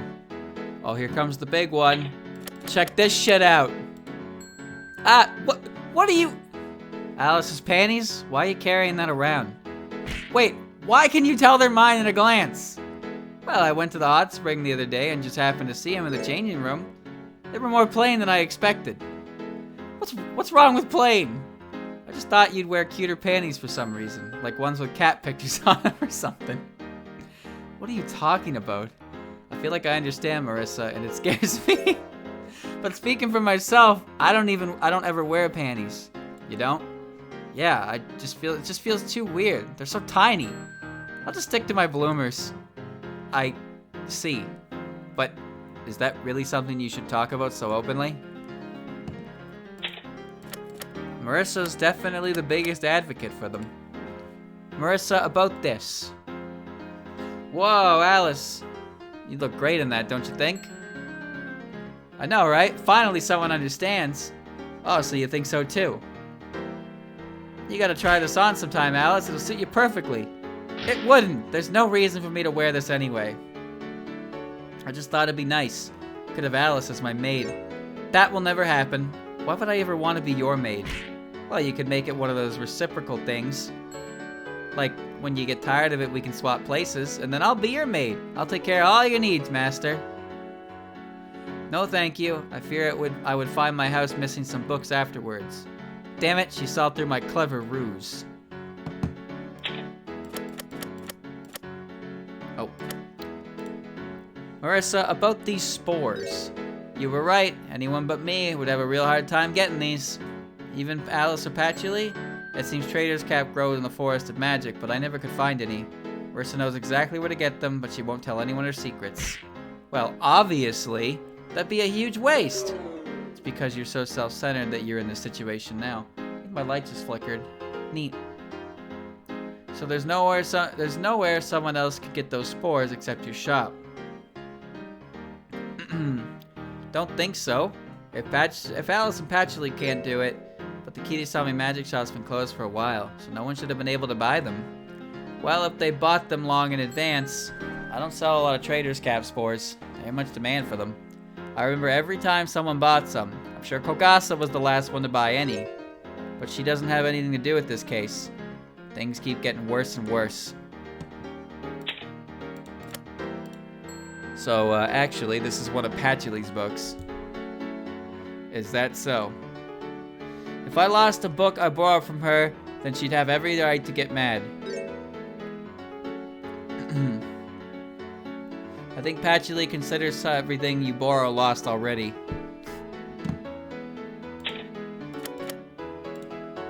So, this isn't yours, Marissa. Nope, I've never made this. So the real culprit must have placed this on Marissa's door. It's the only possible explanation. But there's no proof of that at all. That's gonna make things difficult. I think this is all we'll be getting out of Marissa. Then let's go investigating it again now. Right, thanks for everything, Marissa. Get going. I'm counting on you. Alright, but I didn't present everything. Gotta hand it to you, that was a great shot. What did you think you were doing, breaking into my house like that? I was on a top secret mission. And that gives you leave to invade my privacy? Now. Anyway, this time you broke into it to look for the book you lent to Alice. Yeah, turning into Alice ended up being more trouble than it was worth. I think it was an awful idea to begin with. Pretty sure I have to side with Alice on this one. Alright. There we go.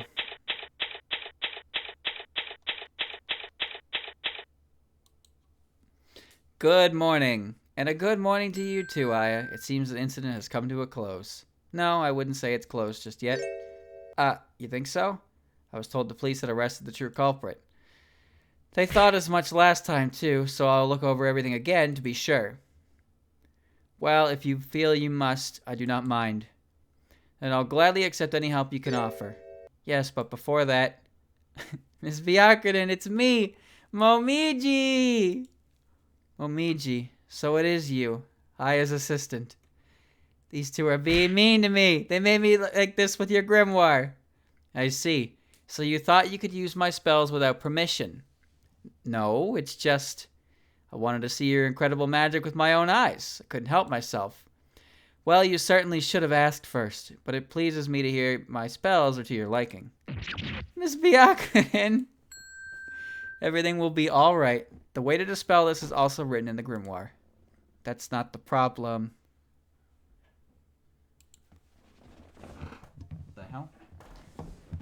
Where's that coming from? One sec, chat.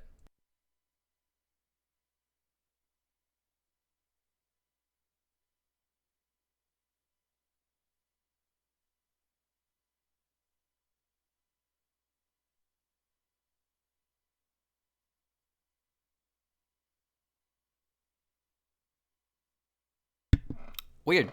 That was strange. It's like a flashing red light coming from something. I don't know where it's coming from. Alice, please make sure to get permission in the future. And if you need any advice, I'll be happy to help. Yes, I'm very sorry.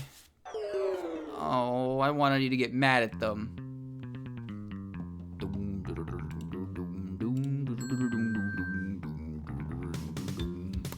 Alice, I must congratulate you on being proven innocent. Thank you very much. When I heard you had been arrested, I was terribly distraught. But I always believed in you, Alice. I'm sorry, it seems I caused you worry as well. Don't say that. You are innocent, so you have nothing to apologize for. That is true. But I fear I have not treated Patchouli well at all. I doubted in her investigation from the beginning. I feel like we've been through this before. She really is too nice. But as long as the Grimoire is recovered, I have no intention of holding a grudge against the culprit. So please forgive them. I'm sure they had a proper reason. You're so kind, Miss Gyakuten. I think I'd be at least a bit angry if something precious was stolen from me. Nothing good ever comes out of lashing out in anger. I still shiver at the thought. She must be thinking about the past again. In any case, the whole temple is at your disposal. Thank you very much. Check out my book. A fine book. Many years of experiences have gone into it, I can tell. I would be satisfied if the Grimoire was merely returned. I'm sorry, we have to go through with the trial. I know, but... Alright, so I presented this before. This seems to be a book on forbidden potions. Yes, you're right. I never had much love for these potions. The taste is unbearable. But books on how to make them still get written. That is true. I suppose there is a demand for them nonetheless. The taste aside, you cannot argue with the results.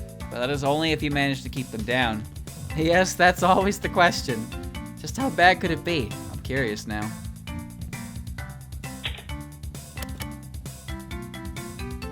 Kind of magic medium typically used as a trap. I've dealt with these many times. So you've used these before, Gyakuten? No, I have not used them myself. Well, they do not have much use aside from being made into traps. That's true. Can't imagine Miss Gyakuten trying to trap someone. But perhaps to ensure the Grimoire is not stolen again, I should prepare a little something after all. Somehow I get the impression that if she got seriously angry, she'd be terrifying. Well, she is able to give herself superhuman strength. So yeah, she could probably break you in two. I know nothing about this. The trader's cap. I had heard tales of it. Is it that famous? It is. Alice and Patchouli have also told me about it. This is quite a dangerous mushroom after all, but in spite of this, it's also extremely valuable. However, I never seen the real thing myself.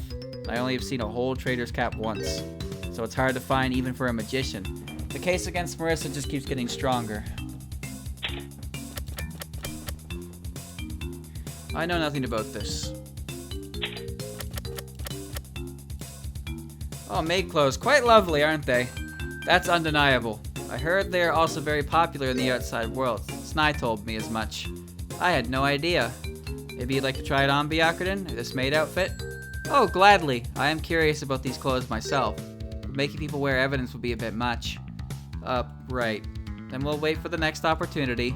What a tease. What a tease. Check this out. This is underwear, isn't it? Yes, that's right.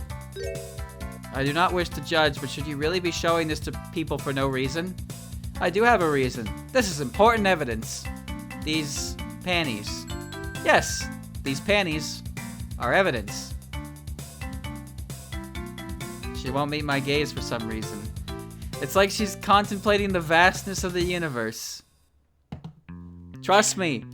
Please, trust me. There's a reason I'm carrying them around.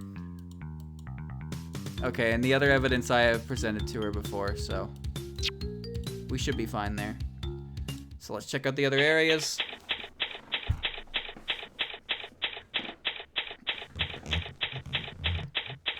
If I don't explain it's important evidence, they're gonna think I'm weird. It looks as bad as before. Well, they have to preserve the crime scene. But come to think of it, who actually makes sure the scene gets preserved? There's no one here. Well, to begin with, if there's been an incident, the victims shouldn't be the ones who do that. But there's no way it'd be up to the defense to do it, right? It really is just like it. The hole in the wall I made last year. I don't think it's just a coincidence. That doesn't seem likely, does it? Talk to me, Momiji. Momiji, who do you think is the culprit?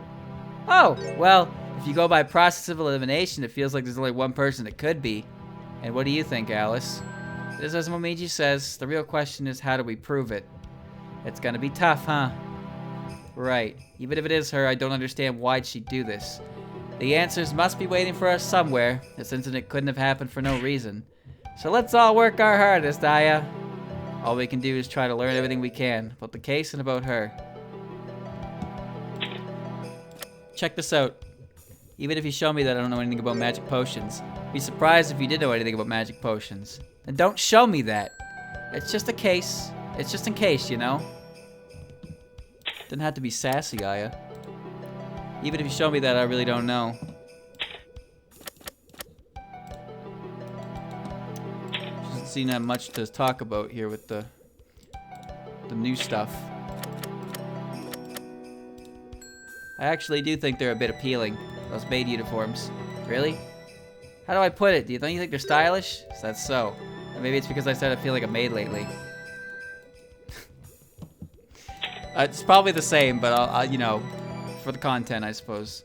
It's probably best not to show this. Yep, it's all the same.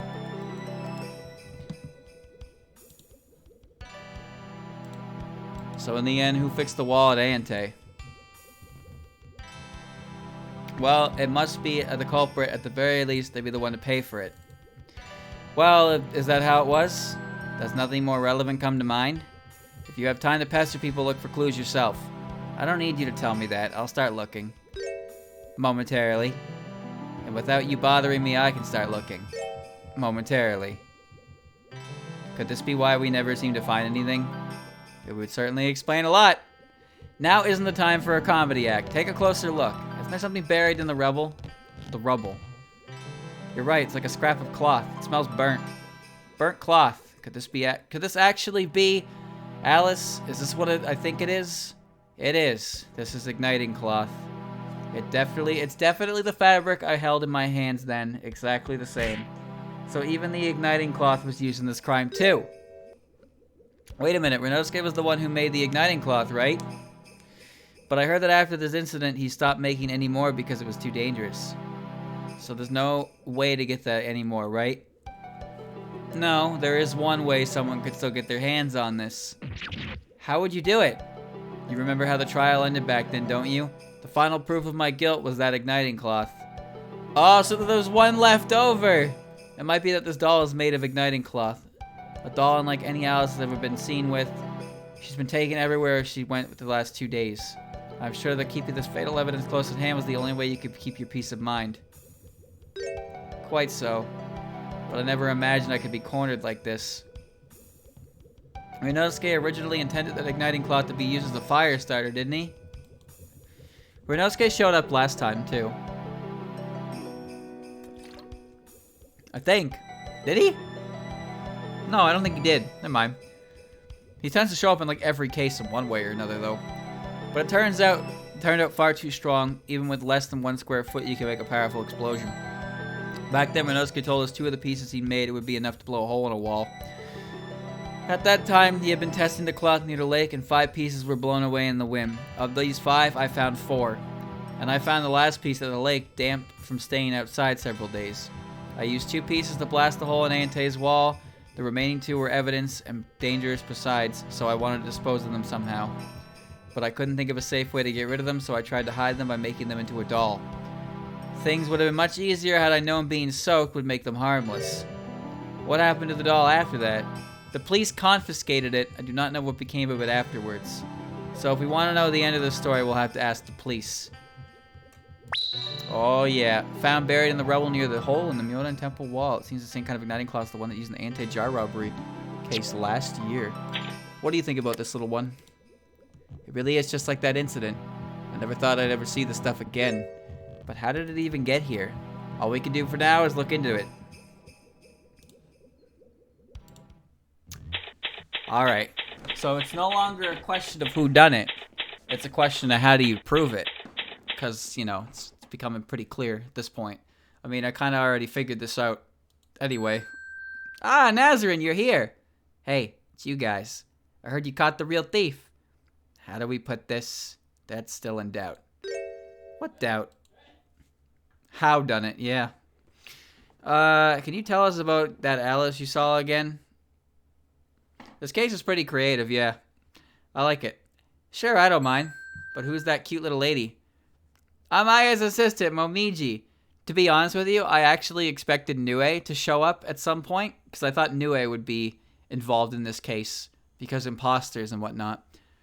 But then it's like, why would she want to steal the Grimoire from Gyakuten, right? But no, Nue was not the, she's not anywhere in the game, so wasn't her. Momiji, I remember you were at the trial, but were you really this young? They made me like this with the Grimoire. No way. You got trusted with Her Holiness Grimoire and this is what you do with it? No. I mean, yes, but... Sheesh. You guys are really capable of anything. With that said, she's adorable. Look at that smug expression. God damn. Not you too, Nazarene. Now, normally I wouldn't let you use that Grimoire as you please, but she's so cute I gotta forgive you. What? Listen up, little lady, and remember it well. Being this cute is a crime. I never understood what that meant until now. Cheese it. Alice, I gotta apologize to you. It's because of me that you were suspected. Oh, don't worry about that. It couldn't be helped. But about the fake Alice you saw back then. Did she really look exactly like the real thing? Yep, but it was that Marissa Kirisame in disguise, right? In any case, it wasn't me. So the one I saw was the real thief for sure. Which means this is an important lead. Is there anything else you remember? I mean, I don't think I remember anything helpful. There wasn't anything strange about her clothes. Aside from her panties. You just can't stop talking about panties, can you? No, it's because those panties were the culprit's only mistake. You say that, but it was just Alice wearing black panties. I wish I did not have to tell you this, but it seems I must. I do not own any black underwear. Oh, really? Why? What do you mean, why? I just don't have any.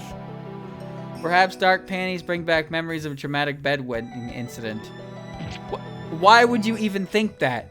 Leaving aside Alice wetting the bed, do those panties really matter that much? I'm telling you that has nothing to do with it. It's almost a certainty the black panties are the culprit's own underwear. It's no exaggeration to say they are solely lead on their identity. That's not really much, is it? Even Her Holiness has black panties nowadays. Why would you know this information or volunteer it so readily? But you said they were striking black panties, didn't you? Yeah. They had a pretty unique design. And now every detail is burned into my mind's eye thanks to you. I could even draw you a picture. Wait, could you actually do that right now? If you insist.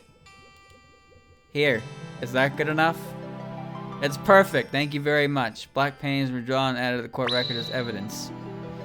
The drawings of the panties worn by Alice that was cited by Nazarene the day after the incident. A very unique and striking design signed by the artist. Yo, she take commissions? Thanks, Nazarene. I'm sorry to subject you to this. Now, why don't you have any black panties, Alice? We're going back to this? So it is really because of the bedwetting? Oh, I give up. Well, that was amazing. You really get the most out of this case, don't you? Seems like you've been using this notebook a long time. Doesn't look like it's something you'd lose easily. It was the first time Her Holiness had made a grimoire, so I think she's kind of attached to it. And yet this whole mess had to happen. I understand how she must feel. I have a great deal of attachment to the first doll I ever made. Right, I remember the first issue I published to this day. Is that how it is? I'm sure you'll understand once you pour all your heart into something.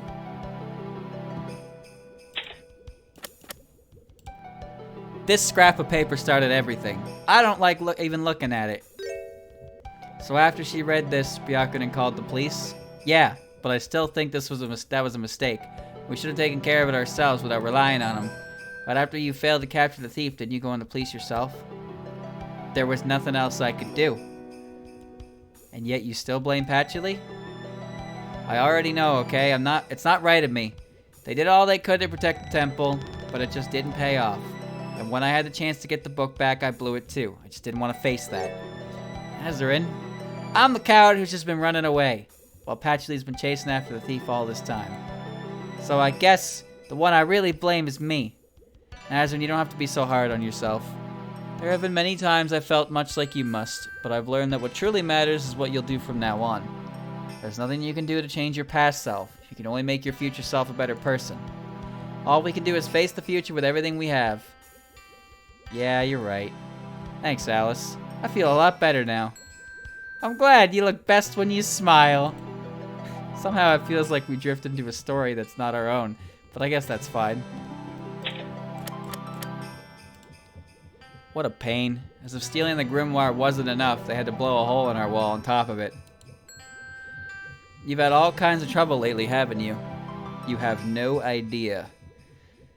But even after everything they've done, Her Holiness still says we should forgive the thief. Miss Gyakuten is so kind. She's so kind, it's going to become a problem. That'll just make criminals think they can do whatever they want. You're right, we can't have that. I just wish she'd be a little more strict sometimes. Oh, whoops. Alice panties. Wait! Stop showing these to everyone! Well, Nazarin saw your panties in court already, so it doesn't really matter if she sees them again now. That's not the problem. This is important because Nazarin is the only one who saw the culprit's panties. It's not like I was trying to see them. It was just an accident. Aya, you're making them upset. I'm doing this to establish which panties were seen and by who. This is important. I still think you could be more considerate.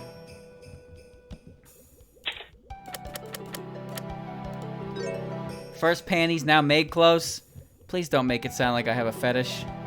If you don't want people to get the wrong idea, then stop showing them weird stuff. No, this is all evidence. I don't believe it. In the case about Her Holiness Grimoire being stolen from this temple, and that's it.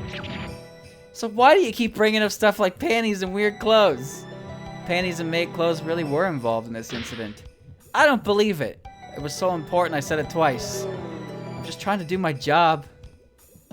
Come on, Nazarin, believe in me. I've got nothing to say about this. Got nothing to say about this. I've got nothing to say about this.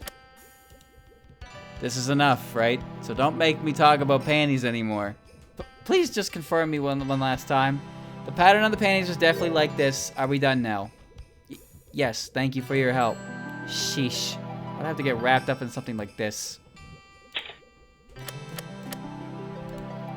I've got nothing to say about this. Nothing to say about that. Nothing to say about that. And that's everything. And now, we leave. Goodbye. I know nothing about this, I'm afraid. What about... Somehow this reminds me of Nazarin's work. Well, she signed it. Oh, that's because I had Nazarin draw this for me. No, wait, this is an important clue in the case. Truly, it seems you have a lot on your mind. What's going on? She won't meet my gaze again. Gyakuten is trying really hard to accept you, Aya, but you're making it very difficult for her.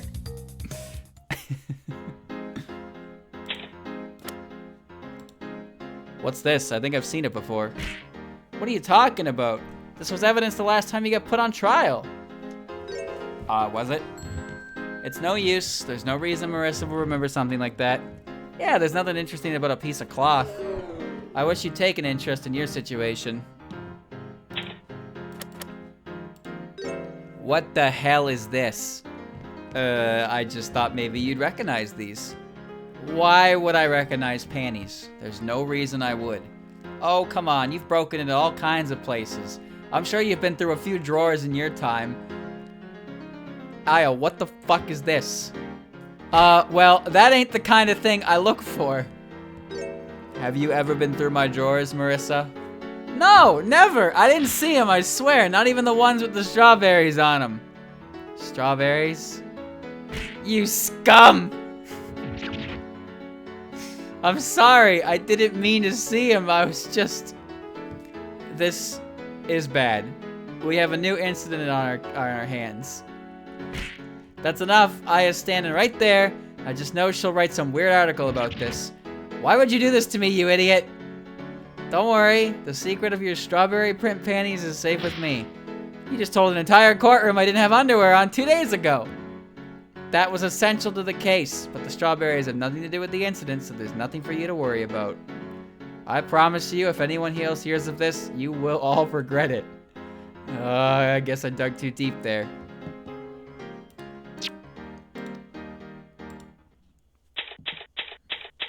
The lemon! The lemon! Pivotal evidence.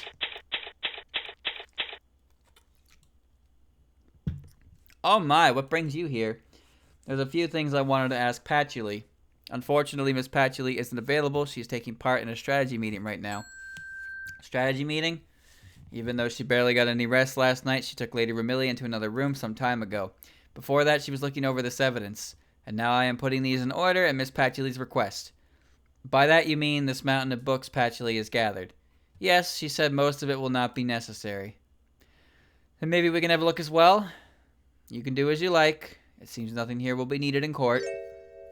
That was more painless than I expected. Let's make the most of this rare opportunity then. And who is the young lady? It's Momiji. Ah, I see. So you used Miss Hijidi's grimoire. You don't look very surprised. I must admit, ever since I heard of this book's spells, an idea came into my head. What do you have in mind? I want to see Lady Remilia as a little girl. Miss Sakuya, your eyes are gleaming. A tiny vampire. You're right, the world must see this. I knew you would understand. I suppose I would have to properly borrow this grimoire before we do anything this time. I would have to be in the daytime when my lady sleeps. She will surely be furious if she finds out. Then let's come back to this when the case is settled. Well, I'll have something to talk about with Miss Remilia then. Yo! Finger snaps, baby! Let's look at everything we can first.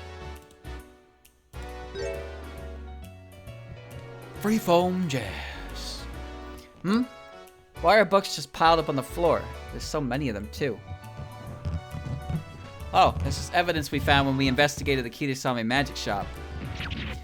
This is all evidence. Miss Patchouli carried out a search of the defendant's home earlier today. She had all of this seized then. And these all look like grimoires. They were Miss Patchouli's property to begin with. She intends to use this as proof of a motive. And was that really the only reason she confiscated all these books? Some seized items out of the court record as evidence, she won't miss a few. Evidence confiscated by the police from Marissa's house, an enormous collection of grimoires and other books borrowed from Patchouli's library.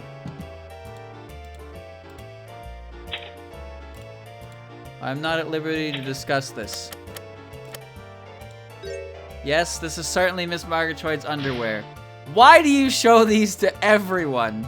I need to learn all I can about the evidence. Why do you need to learn any more about my panties? They could become a vital clue again. There's no need for either of you to be alarmed. After all, I am not at liberty to share information about the evidence, like I thought. So why did you show them to her in the first place? This is one of our uniforms, and you found Alice's perfume in one of the pockets. That is correct. Well, it might be incorrect to suggest I found it. It was Miss Patchouli. Oh, really? I first heard about it in court, just like you. So this was evidence only Patchouli knew about. Only Patchouli knew, huh?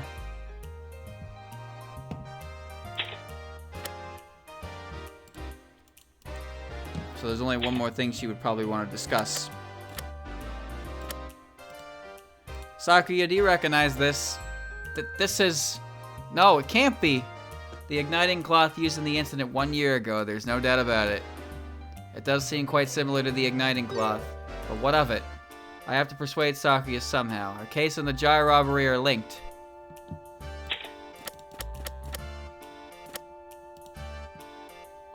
That is not something I can discuss. What was that? She doesn't usually hesitate to shoot me down. Could it be Sakuya has seen these panties before? Oh, man.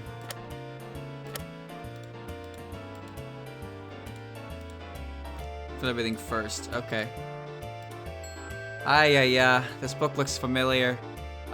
Isn't that the poetry Miss Patchouli was working on back then? All right, Patchouli's been trying her hand at poetry. Let's have a look.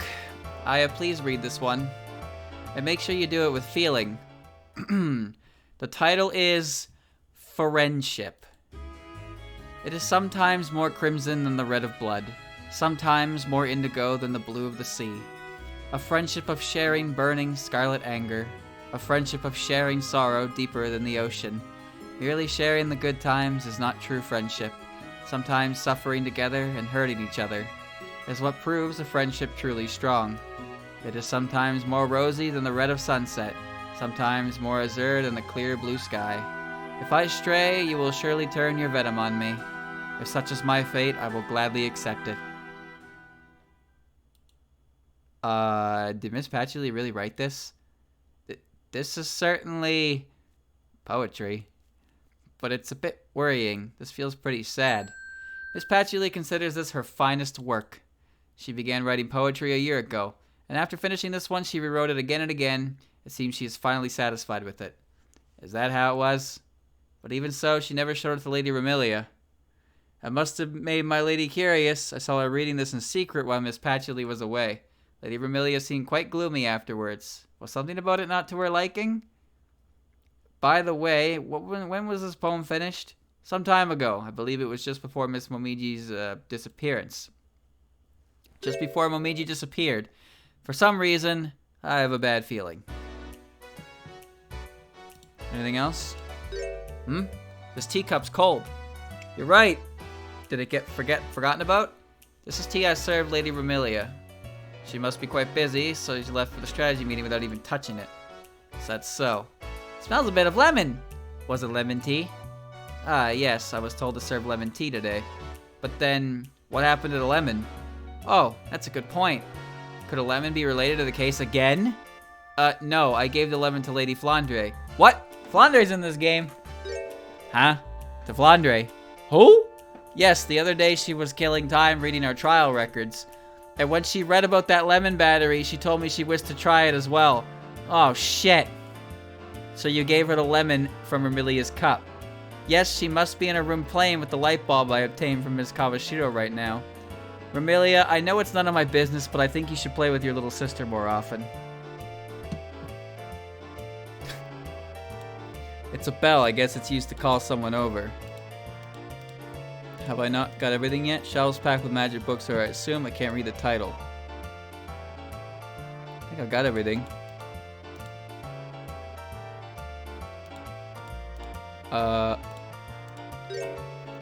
Books piled up on the floor. This is the evidence. Yep. I got all that in there. Look at everything we can first. Well, I've done everything, yeah?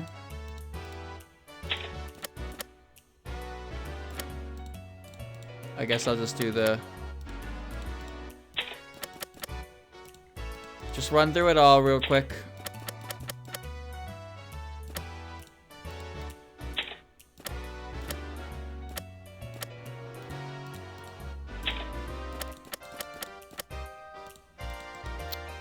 Doesn't look like it.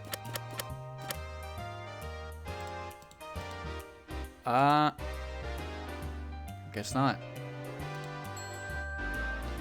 Oh shit, there was more to look in the book.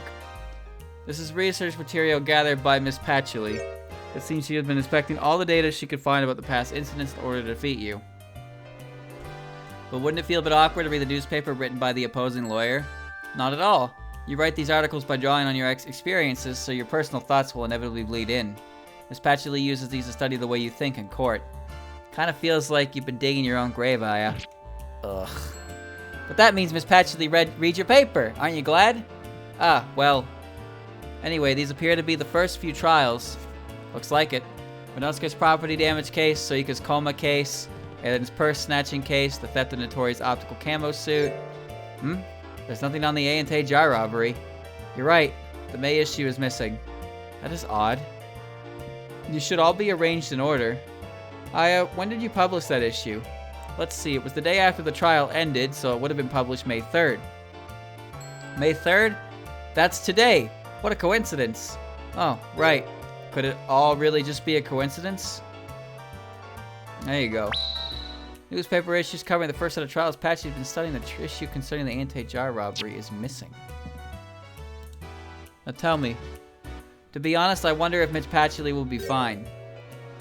Is there a reason she wouldn't be? It's about this case. Miss Patchouli has been working harder than ever before. She spent the days investigating out in the field, and the night researching in the library. We had alternating shifts of maids staying with her, providing whatever assistance she might need.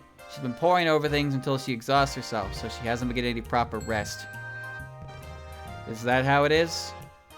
As soon as she woke up this morning, she went to speak with you, Miss Murgatroyd. Oh, yes, so she did. What was that about? She wanted to congratulate me on being acquitted and to apologize for the mistaken arrest. I could only tell her she didn't have to.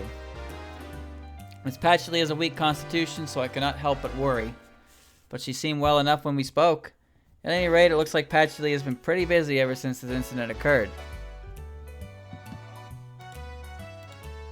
The Ja. Sakuya, don't you think there's a connection between this incident and the robbery at Aente last year? At the very least, I doubt that they are unrelated. So, if you agree, could you let me see your archives about that case? Our archives? If these two incidents are connected, I want to review the evidence.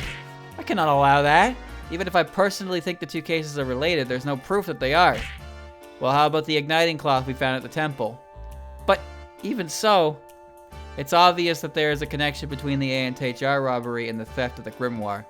If you continue to deny us access to your records in the face of this, you will be concealing evidence. I understand, but I will not be able to show you everything we archived back then. Huh? Why not? Because some of the evidence has disappeared. What?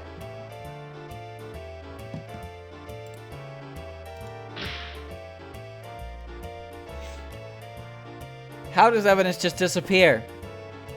I have a bad feeling about this case from the beginning. So just after the crime, I headed to our evidence room to review the A&T jar robbery. And when I looked through that case's storage locker, I realized something was missing. Hold on a minute. What's the evidence room?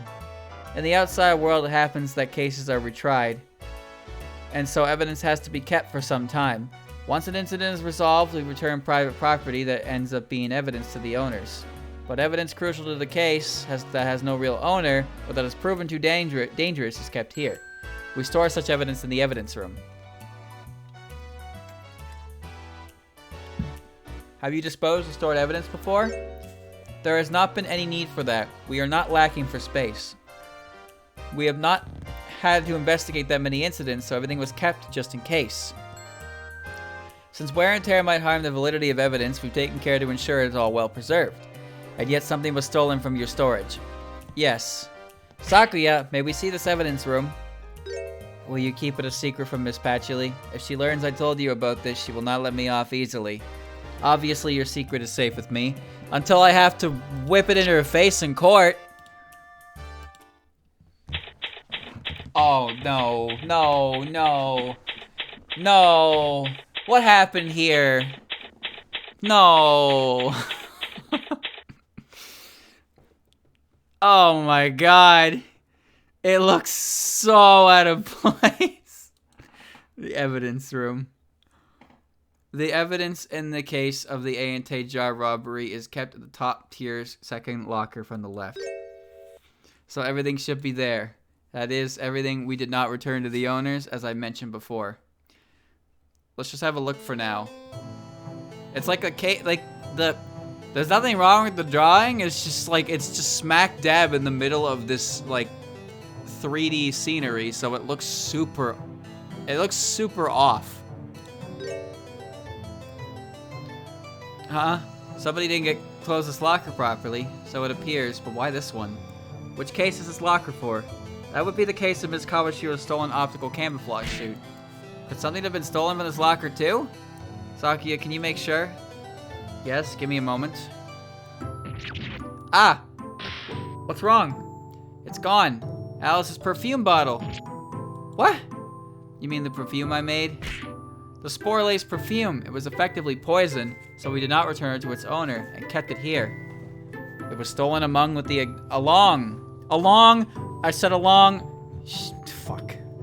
with the igniting cloth.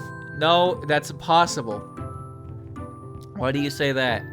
Just after the incident at the temple, I came here to look through the evidence from the jar robbery again. That was when I discovered the igniting cloth was gone. So to make sure nothing else had disappeared, I went through every single locker and I double-checked every last thing. I didn't mean it. I didn't mean it! I'm positive this perfume bottle was still there, so if somebody came back since then to take it. And who could that be? Perfume was found in the maid uniform, contains Trader Cash Force identical bottle vanished from the police evidence room after the night of the current incident. There's lots of memories here. Yeah. I suppose that will go for Alice too. You're not wrong, but most of these were memories I'd rather forget. Actually, it did not occur to me before now, but the jar robbery took place on April 30th, did it not? Yes, you're right. I remember it still. Whoa, wait a minute. The Grimoire was stolen from the temple on April 30th, too. Ah, that's true. But then, the Grimoire and the jar were stolen on the same day, separated by a year. That is a fact. No way. Why would these two cases be so alike? Could it really be a coincidence? I don't see how it could be. There's just too many connections between the cases. Couldn't possibly have happened by chance. So what went missing from this locker? It was the doll made of igniting cloth we confiscated from the culprit. Then the igniting cloth we found at the crime scene, it could have been the one stolen from here. So I wasn't mistaken.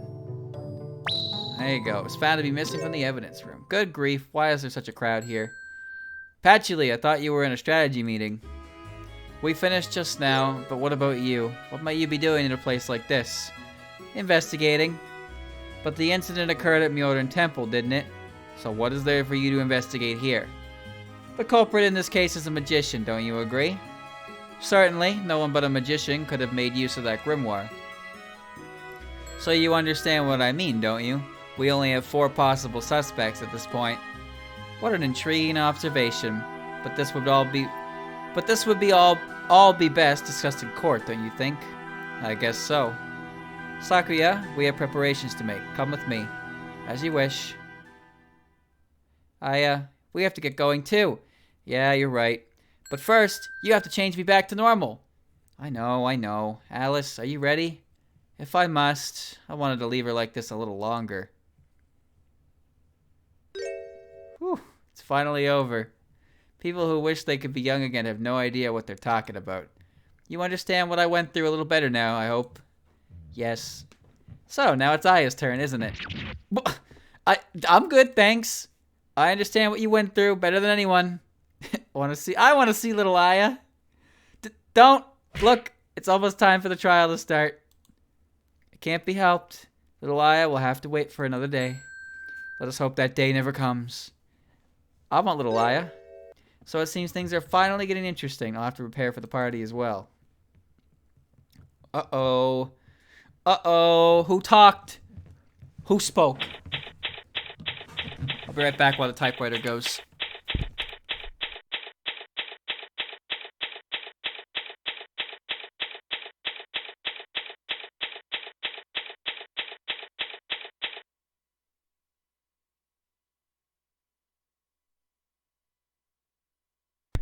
Hello. Hey there. So, are we gonna be fine today?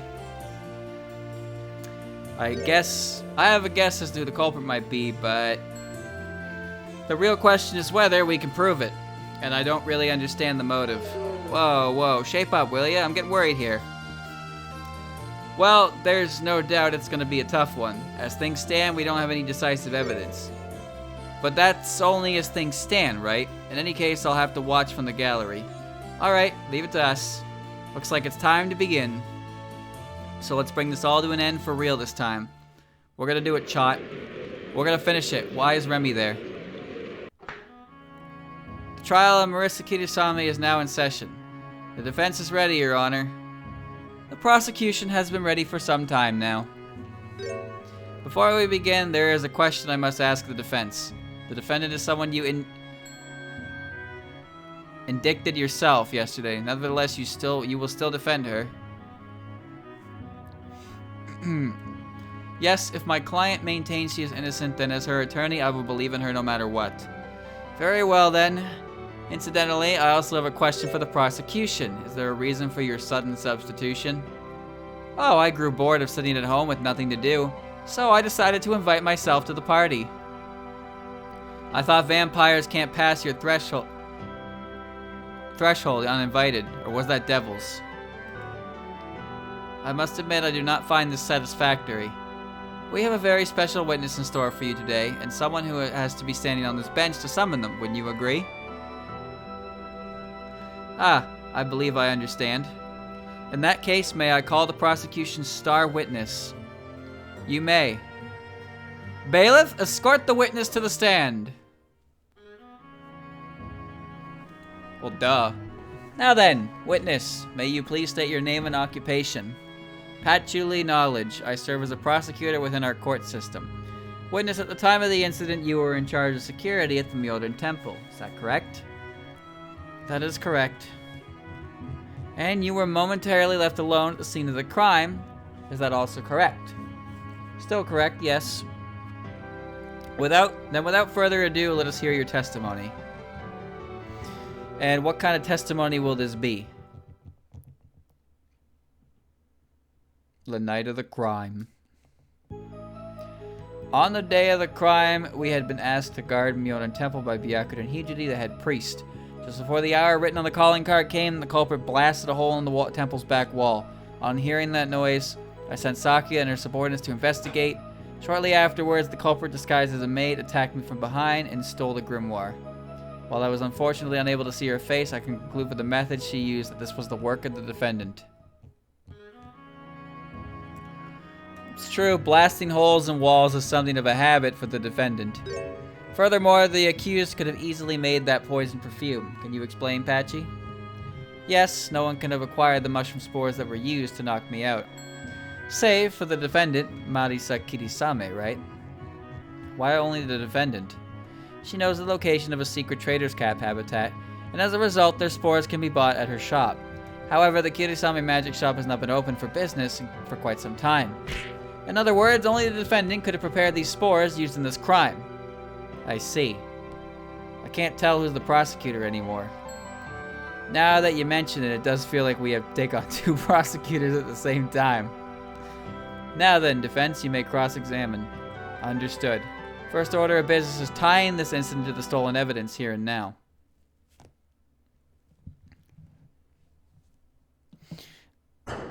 Alright. We gotta get that info. Info dump.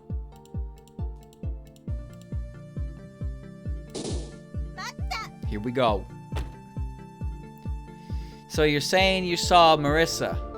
I did not see her, but the weapon chosen very strongly suggests she was the one who attacked me. The trader's cap spores contained in the perfume. You understand what they mean, do you not? Right. No one but Marissa could have put this together easily. While I was unfortunately unable to see her face, I could conclude from the methods she used this is the work of the defendant. But then you have no definitive proof that Marissa committed this crime. Ooh. Have you already forgotten everything you said yesterday? You called her a thief and a liar with no reservations. It was you who first presented the case for her guilt. So why is it that you doubt our conclusions now? Had Marissa been the thief, she'd admitted up front. And we still have no idea why such a huge risk was taken in sending that calling card. The defendant does not consider what she does a crime. This calling card might be her idea of giving advance notice for her intent to Borrow. But in that case, Marissa would have signed this letter with her own name. It could have merely been part of the game for her. It seems like the sort of thing she would enjoy. Indeed, I can believe taking the role of a phantom thief would be appealing for a mischievous soul. That sounds much more believable than I'd like it to be, in all honesty. It's not easy, is it? Patchouli can speak her mind even if she has to admit there's no evidence. Because the basis of her case is the circumstantial evidence you presented yourself in yesterday's trial. Makes things awkward for us in more ways than one. But all she's talking about is only possibilities, so we just have to show her what really happened. We already know who the culprit is. Time to start tying her to the incident.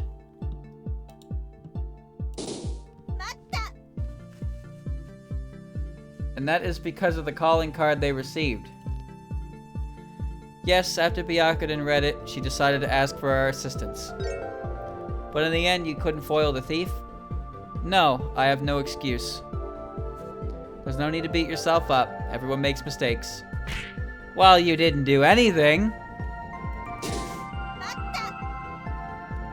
By culprit, you mean the defendant, Marissa Kirisame. It is true that there is no direct evidence to support this claim, but when you consider the spells the defendant prefers, it is a natural conclusion to come to. If you want to disagree, you better have some proof. This is a chance to bring up evidence. For now, which way should I push the argument? The cause of the explosion. It has to be the cause of the explosion.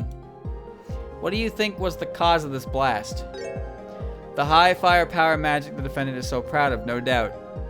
Yes, I believe she has used it to commit more than a few misdeeds. So that big hole was made with Marissa's magic, huh? Your Honor, the prosecution submits the accused Hakuto as evidence. The symbol of her myriad destructive actions, we believe it was put to use during this crime. I will accept it. The mini Hakuto was added to the court record as evidence. Marissa's famous and versatile tool of destruction can make light for reading, fire for cooking, lasers for exploding, but don't expect it to shoot anywhere but forwards. By the way, this item was confiscated from the defendant and is in perfect working order, so there's no doubt it could have been used at the time of the crime. How unfortunate for you, defense. Grr. It seems this testimony on the cause of the explosion is quite significant. Please repeat your statement for the record. Of course. The defendant must have made the hole in the wall using the destructive magic she specializes in. Just want to make a save here, because I also wanted to look at the profiles in case there were new ones. Mouse. Nope. Nope. Nope. Remilia. Taking the prosecutor's bench this time with tea in hand, but it feels like she doesn't have her usual enthusiasm and it's throwing me off a bit. Last case defendant back with another request for us. Whatever she says, I think she really believes in Marissa. She was the prosecutor in charge of the last case, but she has to be the witness this time, yet she still acts like she's directing the trial behind her bench. Alright, so obviously it's the igniting cloth here. Patchouli, we actually found something interesting in the rubble under the big hole today. Something interesting, you say? Have a look at this. What might this be? It appears to be scorched cloth. Do you not recognize it? Come to think of it, I do remember you presenting something very similar once. That's right. This is igniting cloth, like the one that was used during the Ayante jar robbery. Igniting cloth. Do I even have to explain any further? Alice had used this to destroy Ayante's wall before. And now it has also been found at our crime scene, which means the culprit used igniting cloth to blast open the temple's wall. Why are you so certain this is igniting cloth? This could be ordinary cloth burned by the explosion, which was then buried under the rubble. But Alice confirmed this is igniting cloth. And do you have any proof she is unmistakably correct about this? Alice is an expert doll maker. She wouldn't make a mistake about what kind of cloth this is. Leaving aside whether Alice could have been wrong, this could not possibly be igniting cloth. How can you say that? It's simple. There is no way anyone could get more igniting cloth. Not one piece has been made since that incident. There are 3 objections flying around here. Wrong. There was one way to get igniting cloth. And what might that be? We were told by Sakuya that, just after the incident at the temple, she went to the Scarlet Double Mansion's evidence room. And at that time, she discovered that the igniting cloth kept in the evidence lockers had disappeared. What? In other words, the culprit obtained igniting cloth from the police's evidence storage and used it to committing this crime. To be honest, I'm more of a fan of Yokai Mountain than I am Wind God Girl. They're both good, though. Order! Defense, are you certain about this? If you don't believe me, you can ask Sakuya. And simply inspecting the evidence lockers will tell us whether anything is missing or not. There's no doubt about it then. But for what purpose would the culprit take... Sorry. But for what purpose would the culprit take and use the igniting cloth from the evidence room?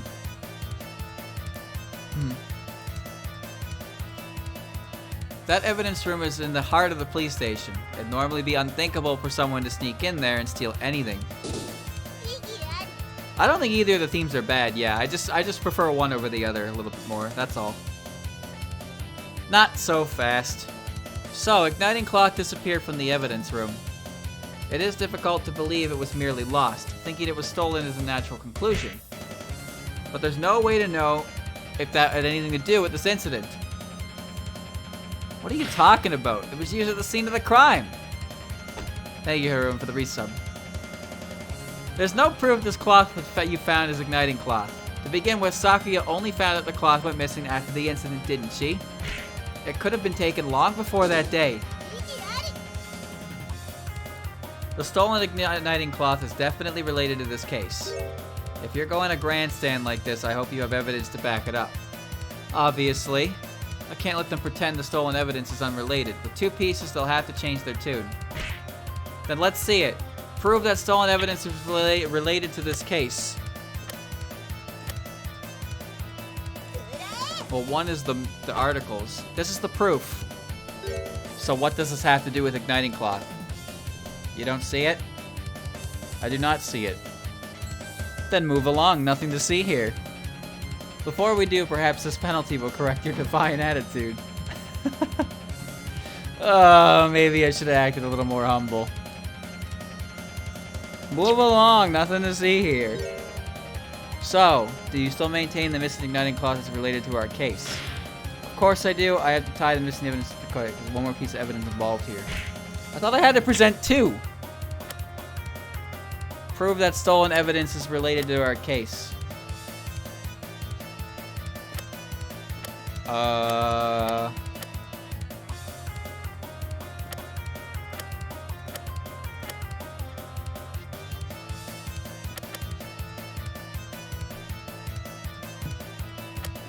guess the hole in the wall? Sorry, Roger, I'm a little confused.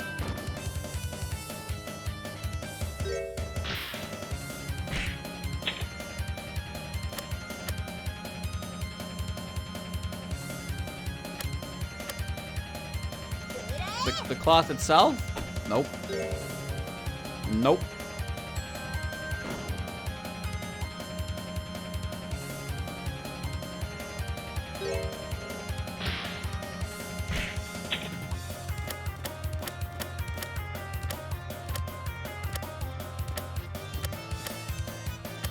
The perfume?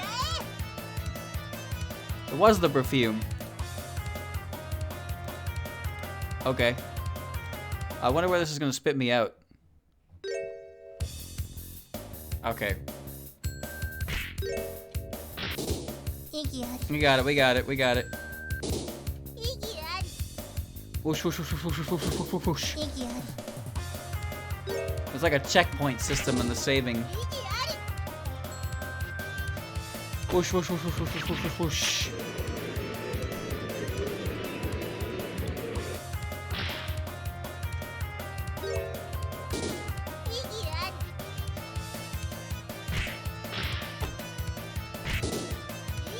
Come on, come on, take me back, take me back. I'm so glad I know about this mouse wheel thing.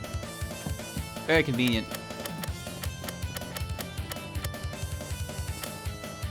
Perfume! According to Sakuya's testimony, igniting cloth was not the only thing to disappear from the evidence room. Perfume? No, that can't be. It is the knockout perfume that was used when Notori's optical camo suit was stolen. It had disappeared as well. What was that?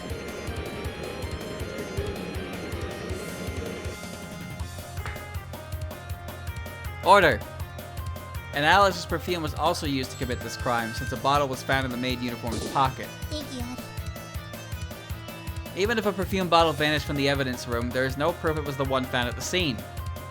But the perfume stolen from the evidence lockers and the one found at the crime scene both contain trader's cap spores. Are you really going to say it's all a coincidence? No matter what you say, it's entirely possible. Then what about examining the fingerprints? If Tenshi's fingerprints are on this, then there's no doubt this came from the evidence room. That is true. We still have all the forensics data from back then. Sakuya, take this to Notori Kawashiro and have her inspected. Certainly. So the results arrived? They have. Tenshi Hinanai's fingerprints were on this bottle, so the defense was not mistaken. The perfume bottle Patchy found near the crime scene was the one stolen from the evidence room. Is it just me, or is Remy's hair just like a little bit longer than usual in this game? I can't tell though. Maybe that's like what her length usually is, but it looks just a little bit longer. Order! The perfume used in this crime came from the police's evidence lockers. So are you still going to deny the igniting cloth stolen from the same lockers was involved as well? The scrap I found at the scene could not have been anything but igniting cloth. I like the longer hair as well, yeah. But could the defendant even have stolen these items from the police without being spotted? Our evidence room is not visited or inspected often. It is not impossible that the defendant could have snuck in and out of it with the spoils unnoticed. So it would have been possible. In fact, I believe I can make it more than a possibility. Ooh, voice crack. What do you mean? Something occurred to me. The reason why the defendant chose to steal these from our evidence lockers. Then please explain for the court. What is she up to now? Marissa's true goal. The defendant must have been the one who stole these items from her evidence room. She did so in order to use them as part of her plan to pin the crime on Alice Margatroyd. Alice had made the igniting cloth into a doll with her own hands. If the wall was destroyed with an exploding doll, it would bring suspicion on the doll maker. In addition, Marissa stole the perfume as well, then left it behind near the crime scene deliberately in order to further implicate Alice. Sneaked is correct past tense. Sneaked sounds like a fake word. I see. So you claim these risks were taken in service to make your deception more complete. Yes, I believe this explains everything. Rather, in that case the defense may now cross-examine. There's a critical flaw in her testimony. Time to strike there and sink her in one shot. Uh-oh, I hate when Aya's like, I see the issue, and I did not see the issue. The defendant must have been the one who stole these items from our evidence locker. Oh boy, here we go. Why would it have been Marissa? I was about to explain. Can you not rein yourself in a little? Haste makes waste, huh? You mean that before Marissa even committed this crime, she was already planning to pin it on Alice? Yes, that is our conclusion. Marissa had been falsely accused by Alice once before. There's ample reason for her to seek revenge. This was the argument the defense made yesterday to begin with. Oh, I really walked it right into a trap back then. Alice had made the igniting cloth into a doll with her own hands.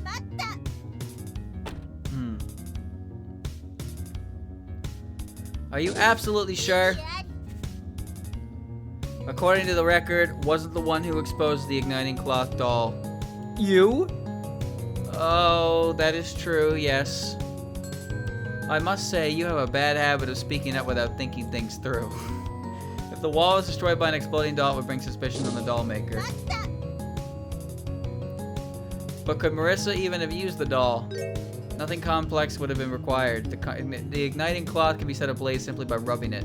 You'd only need to place the doll by hand near the wall. Moreover, by preparing a time-delayed ignition spell, she can remote detonate without worry. So So there's no issue here. Nothing to be done here, it looks like. In addition, Marissa stole the perfume as well, then left it behind near the crime scene deliberately in order to further implicate Alice. However, Marissa had some of Alice's perfume already, so there was no need to steal it.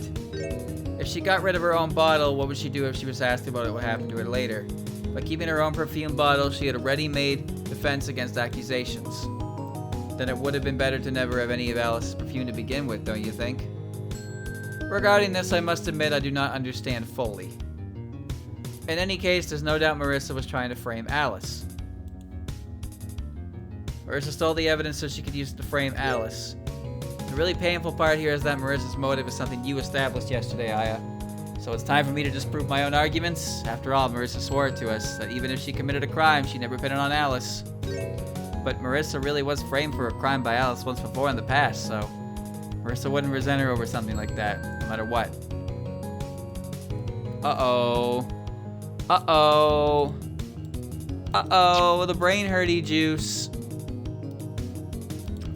And in order to pin the crime on Alice, submit the igniting cloth doll while destroyed. So I guess it would be here, right? I wonder if there's anything in here about this. Been accused of theft again. Doesn't look like she actually learned anything in the last time she was put on trial.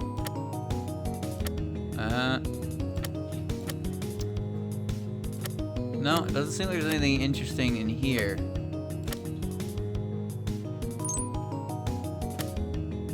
Okay. Should someone order to implicate them part of their plan to pin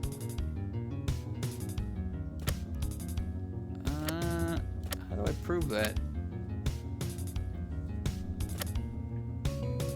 It could be bought with this. No, that doesn't make any sense. No matter how I look at it.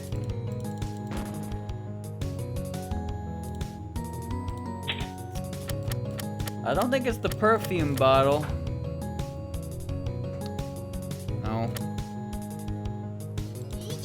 Nope. You lost me. My brain is mush. My brain is mush.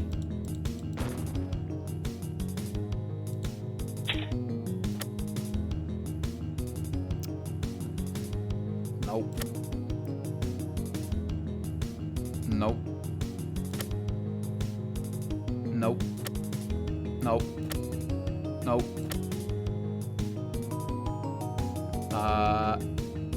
Nope.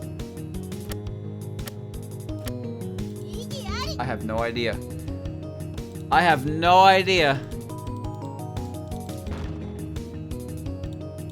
This is gonna be one of those moments where I press the button and see what happens, I suppose.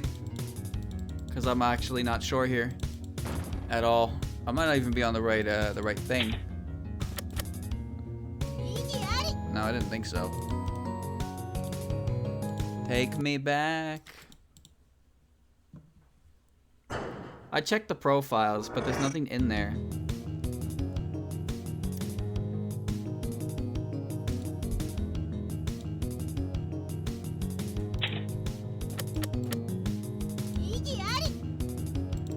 Oh, not that one.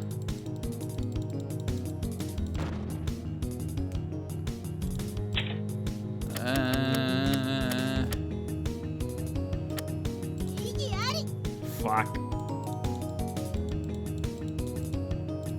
Nothing in our profiles stated that, but I guess they did. I'll try it. No. I don't know. I don't know.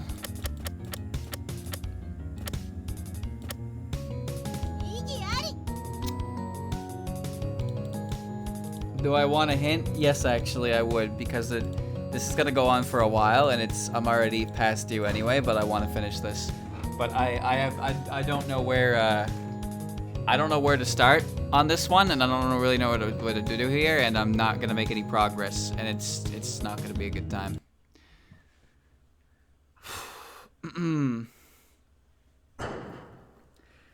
I don't know. I don't know. I am completely completely walled here. I don't know what it is. It's a matter of time.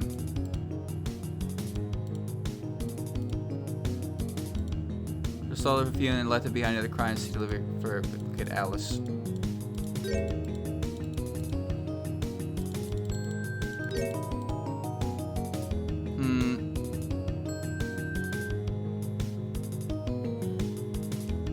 It's a matter of time. Remember, she did so in order to, okay, so maybe it's not that. Wall was destroyed when exploding. It would bring suspicion. Doll maker, which stole the perfume as well and left it behind and implicate Alice.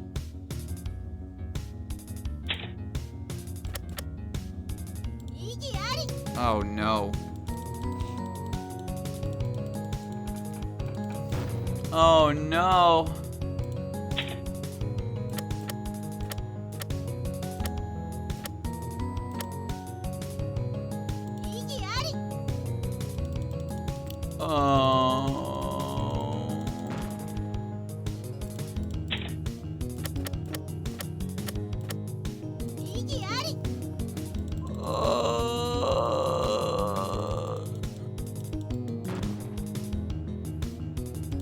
Marissa is in jail. Can't help her anymore. Sorry. Game's over. Oh. I did it. I win. I don't get it, but I win. I got it, but I don't get it. So I need to pay attention here.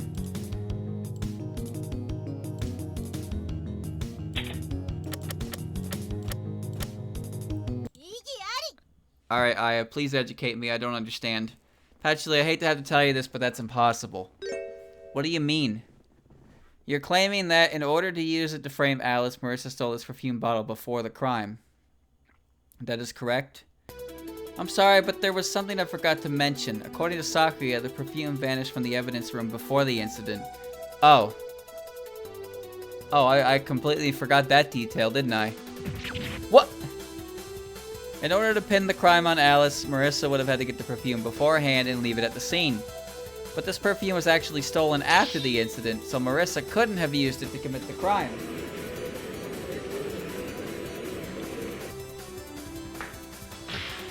Order! But, defense, what on earth does this mean? It means my brain is mush. The culprit stole this perfume in order to frame Alice for the crime, there's no doubt about that. But it's hard to imagine that Marissa stole this perfume after the incident. Oh, you find it hard to imagine, and here I thought imagination was the one area in which you weren't lacking. So the prosecution has a rebuttal then. Originally, Marissa thought to use the igniting cloth doll Alice had made to pin the crime on her. But later, she remembered about the perfume bottle and realized she could plant that at the scene too. And that is why she stole the perfume after the incident. If you think about it like that, nothing's wrong. That would be possible. So if there were any more issues... It's too bad, Remilia, but what you're claiming creates further contradictions. Rather than rudely pointing your finger at my face, point it at the evidence. The evidence that proves Marissa couldn't have stolen the perfume later. Brain. Brain. Mush. Jelly! Ah!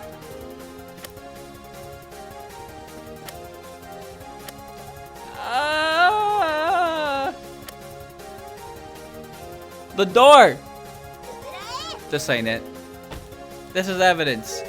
Well done! Now please point out what is significant about it. What does this evidence mean? The evidence means, what is it, defense? It seems to me that the evidence is beyond the understanding of our inept attorney. I fear I must penalize the defense for their ineptitude. Are you being a little too harsh? Don't just stand there. You interrupted my argument. I expect you to present proper evidence. I know that. Amelia is claiming that Marissa stole the perfume after the incident and planted it at the scene later. But that's completely impossible.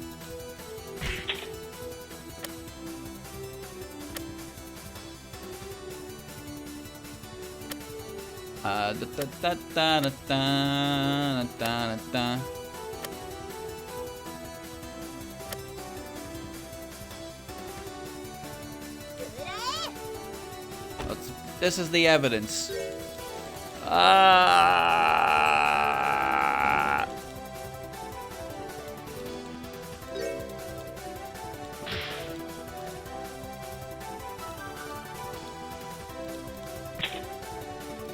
Why could she not do it later?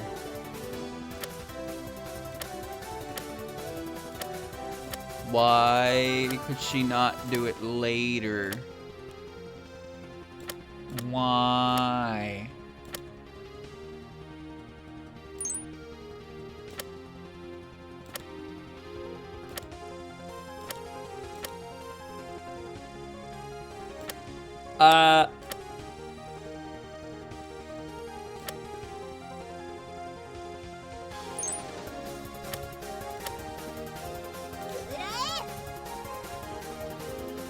Patchouli, can you explain how you came to find this maid uniform again?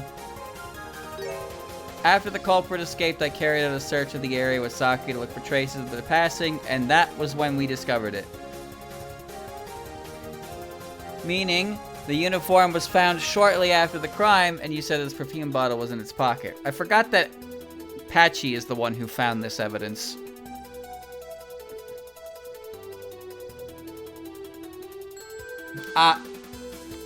Do you understand now? Perfume discovered immediately after the incident could not have been stolen after the incident. That's impossible. Wait a moment, Miss Attorney. You said the perfume I found with these clothes was the very same perfume stolen from the evidence room? Yes, that's right. But then what you say makes no sense whatsoever. It is true Sakuya and I discovered this uniform that night, and it is also true I found the perfume in its pocket. But the perfume must have been stolen from the evidence room after the night of the crime. What can you call this except a contradiction? So it comes down to this. It comes to this, the point of no return, the time we start fighting for real. After the crime, you and Sakuya found this uniform. The perfume bottle was in its pocket, and the perfume was stolen from the evidence room later. One of these statements must be a lie. Then why don't you tell me where's the lie? The perfume was stolen after the night of the crime. Duh. The perfume wasn't stolen from the evidence room later. So are you accusing Sakuya of lying to you? Huh? If you intend to brand Sakuya a liar, you had best have evidence to prove it. No. Wait, did I misread that? If you do not, are you prepared to face your fate? I'm sorry, it was just temporary insanity. In that case, I will let you speak again. What was the lie? The uniform, the perfume was found in the uniform's pocket. Wow, my brain's not cutting it right now, that's for sure. Holy shit. This perfume was not found in the uniform's pocket. What are you saying? I found this perfume bottle myself. And that's exactly why you can't trust it. But we can only take your word for it. No one else witnessed the moment you discovered that bottle. You're saying Patchy lied? Why would she ever do that? The reason is obvious. Patchouli, you were the true culprit behind this case. Crime.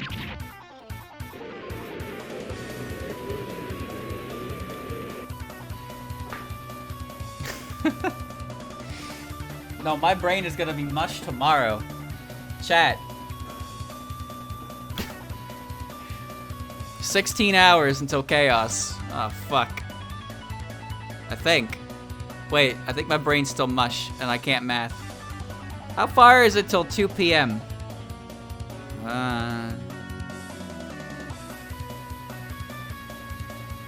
Fuck it. I don't know, 16 hours maybe? Order!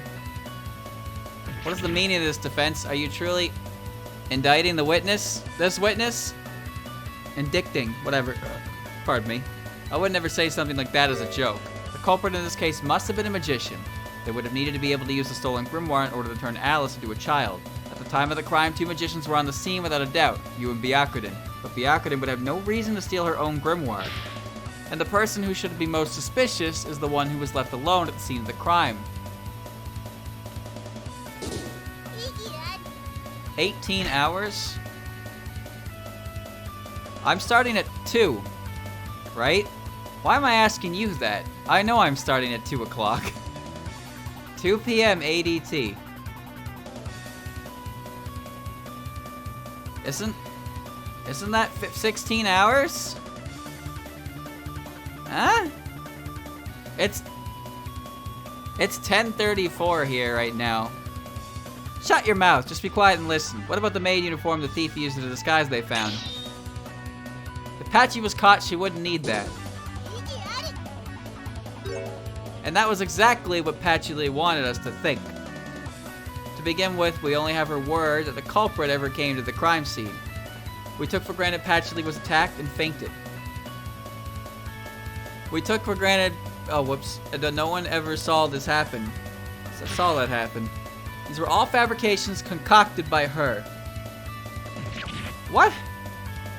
She told us the culprit escaped from the temple and their discarded disguise was left behind, and so we all believe in that culprit's existence. That's impossible. That's completely impossible. At the moment of the crime, you used your authority as head of security to drive everyone else from the room, leaving yourself alone at the scene. And when you went to search Alice's house, you could have discovered the grimoire anywhere you liked, since it was hidden under the cloak to begin with. Your cloak. I think that said you cloak. Urgh.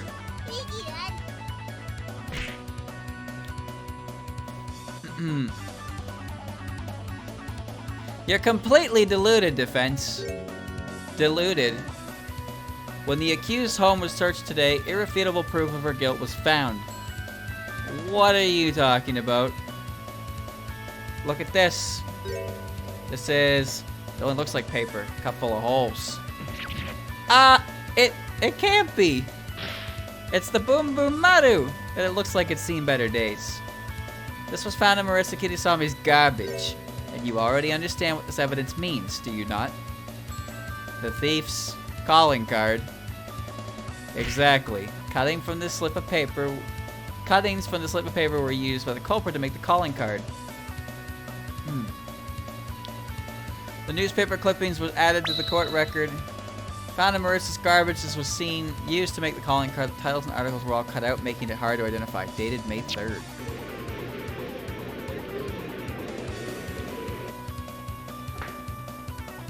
Order! These clippings were found in the accused's home, so there's no doubt she wrote that calling card. I'm afraid that's extremely unlikely. How can you even say that? Chat, we're gonna need a brain mush emote, aren't we? My brain is fucking mushed. 100% mushed. How can you even say that? You claim that Marissa threw this away in her garbage to be rid of it. But to Marissa, that would have been definitive proof of her crime. And if that was the case, Marissa had a much faster and safer way to make this disappear. Words are meaningless here. If the defendant could have disposed of this before it was found, I want to see proof of it. Just fucking blast it, idiot. Have a look at this. I believe I understand. I do not even need to explain. With this, Marissa could start a fire at literally any time. And yet she never thought to burn this incredibly incriminating evidence? Furthermore, the prosecution told us themselves that she had this Hakuto with her when she was arrested. And so there's only one way that makes sense. This clipping is evidence the culprit fabricated to pin the crime on Marissa. To begin with, if Marissa were the culprit, she would have placed this in Alice's house as well to frame her. This isn't proof the evidence was fabricated at all. The accused could have just forgotten about it. I have shown that there's reason to doubt this evidence, and now the defense will be showing another possibility. Another possibility? Right. Who was the culprit who planted this clipping? And that's something you can prove. It is. This evidence will tie the clippings to the true culprit.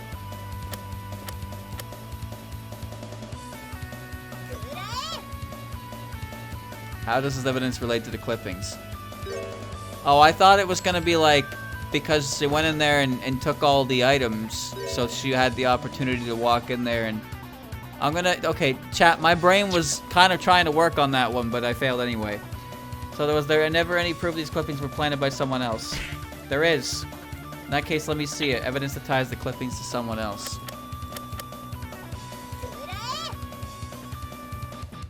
Actually, I happen to have a look around your library today.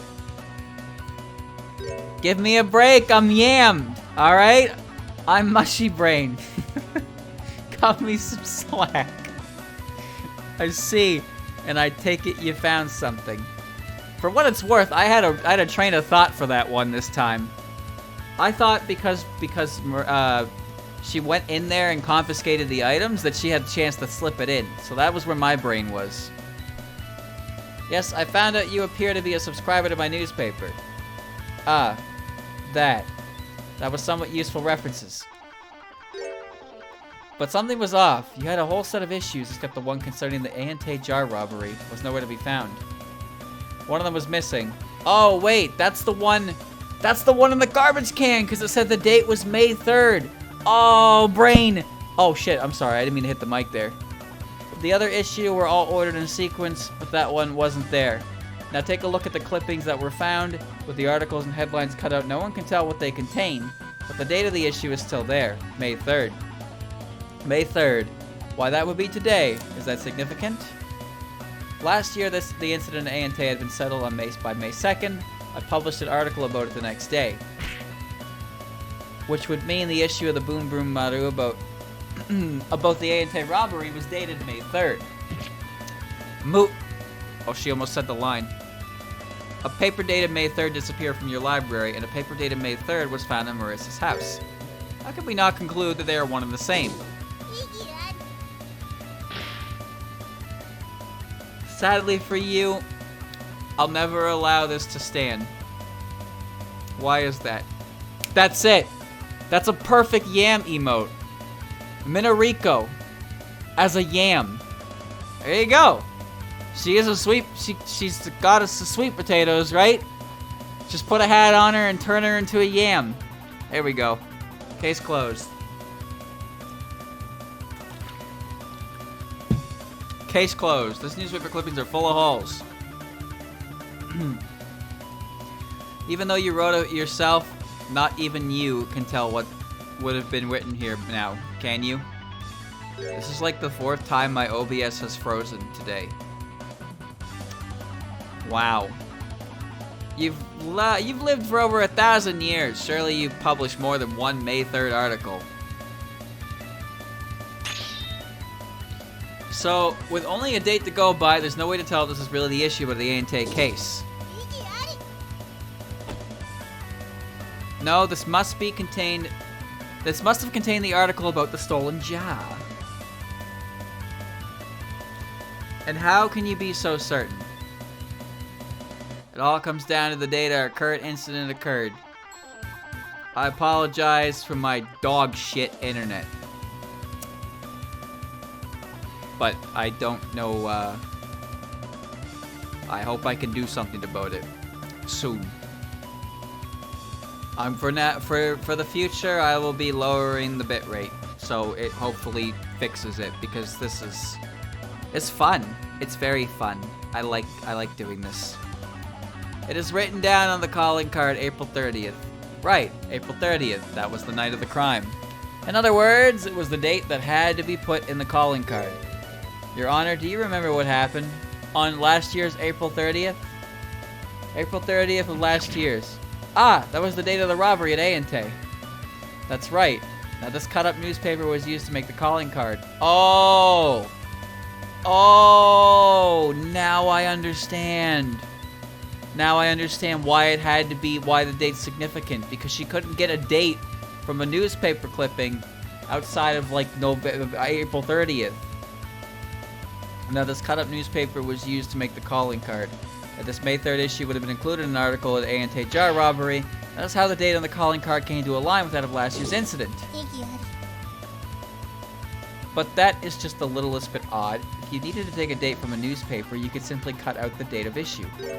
So why would I deliberately seek out a date in the articles if that is what you claim I did? Gyakuten once told us something about her grimoire. That was stolen while they were preparing stronger security for its keeping. And she said all would have been ready within 2 days. 2 days. This means the date of issue, May 3rd, would be too late. The grimoire would be safely stored away. Then an earlier paper could have been used instead. Patchley's plan was quite carefully premeditated, and so preparations were quite elaborate. To go along with those preparations and strike when security at the temple was weak, she picked out an article with a date that suited her plans perfectly. And that date was April 30th. Ugh. But why she steal? Order!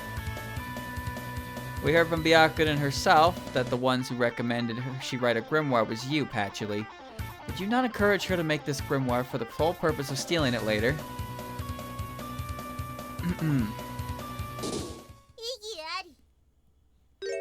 Goodness, what a weather vane you are. Weather vane? Just yesterday you were swearing Marissa was the thief, and yet it's Patchy you're treating like a criminal today. Can we really trust someone so fickle? That is a fair point. No, don't listen to her. You say Patchy stole Gyakuten's grimoire, then you should be able to tell us. Why would she ever do something like that? Speaking of which, I had no need for that grimoire. Obviously. What would you want with rejuvenation? Yes, that is quite important. How will you respond, defense? Can you prove the witness had a motive? Patchley's motive for stealing Gyakuten's grimoire, you mean? Can I prove it? Can I prove it? No, I don't know why the fuck she wanted it. I cannot prove Patchley had a motive for stealing this grimoire. Don't think you can just brush this off. Your entire claim has collapsed now. Oh, don't be so hasty, Remilia. I only said I couldn't prove Patchley had a motive for stealing this grimoire. You're trying my patience. You're saying Patchy had some other reason to do this? Then prove that. So can you prove some other motive, defense? Absolutely. This is what Patchley was really after. Oh, it makes sense now. Look at this! These are grimoires? Yes, seized from Marissa's house today, right? From the outset, Patchley's intent was to arrest Marissa and reclaim these stolen books under the pretense of seizing evidence. Hey, that's pretty fucking genius. Unfortunately for you, there'd be no need to use such a roundabout method to recover these books. Patchy could always get them back by going through the courts. It's nonsense, all of it. It's true that Patchley once recovered her stolen books through that method. However, Marissa only saw it as being urged to return what she had borrowed. She kept on stealing books without reflecting in any way. Even if Patchley got her books back, Marissa would just keep taking them. And that is why Patchley came up with this plan, to punish Marissa. It seems our bird-brained attorney can't even keep track of her clients. What's that supposed to mean? The suspect we first arrested as the thief who attacked Milner Temple was Alice Margatroyd, and so the motive you came up with makes no sense. Yes, you would be right. If this was about getting these books back from Marissa, then Marissa would have been the one arrested from the beginning. Are you gonna say that Patchley was after Alice's grimoires now? There is one important matter to consider here, Remilia. And what would that be? Patchley originally intended to have Marissa arrested, and that is why a trap was set on Marissa's door. But then Patchley was given a very unpleasant surprise. By pure chance, before Marissa ever could, Alice touched the fatal doorknob first. But wasn't she there because the defendant had lettered the book on purpose? If Marissa had wanted to spring a trap on Alice, a much more straightforward method would have been used. Lending a book to Alice then immediately asking for it back again to lure her into a trap is far too bizarre, compared to the careful planning that would have come before. So you mean to say the arrest of Alice Margatroyd was not part of the plan? That's right. It's quite hard to prove something happened by chance, don't you think? Nevertheless, it was Patchley who set that trap, and the purpose of that trap was to turn Marissa into a child. After all, if, after Gyakuten's grimoire was stolen, a Marissa that looked like a child had been found, everyone would have believed she'd stolen the grimoire and used its rejuvenation spell. But the one who ended up turning into a child was Alice. But then, the plan you claim Patchy put together would have fallen apart. And it did. That was why she arranged for me to defend Alice 2 days ago. It was for that purpose Patchouli rushed to put together evidence that Marissa tried to frame Alice.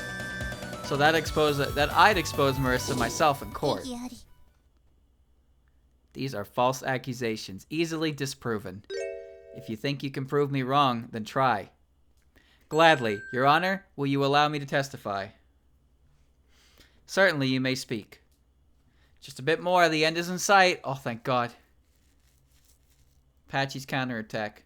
The true culprit did 3 things that morning. They turned Alice into a child, transformed into Alice using a magic potion, and planted the Grimoire in Alice's house. But I never had an opportunity to prepare Alice's hair, meaning I could not have taken her shape. So, your assertion does not hold water. Oh, I gotcha. So you could not have taken Alice's shape. That is quite significant. Alice fainted when she had transformed. You could have taken her hair then. I got it. Unfortunately, that would not work. Alice would have already turned into a child. If I had taken her hair after her transformation, then that is the shape I would have taken. We can't know that for sure. I'm sorry to say, but we do know that for sure. Huh? What do you mean, Alice? I can confirm that Patchouli is correct.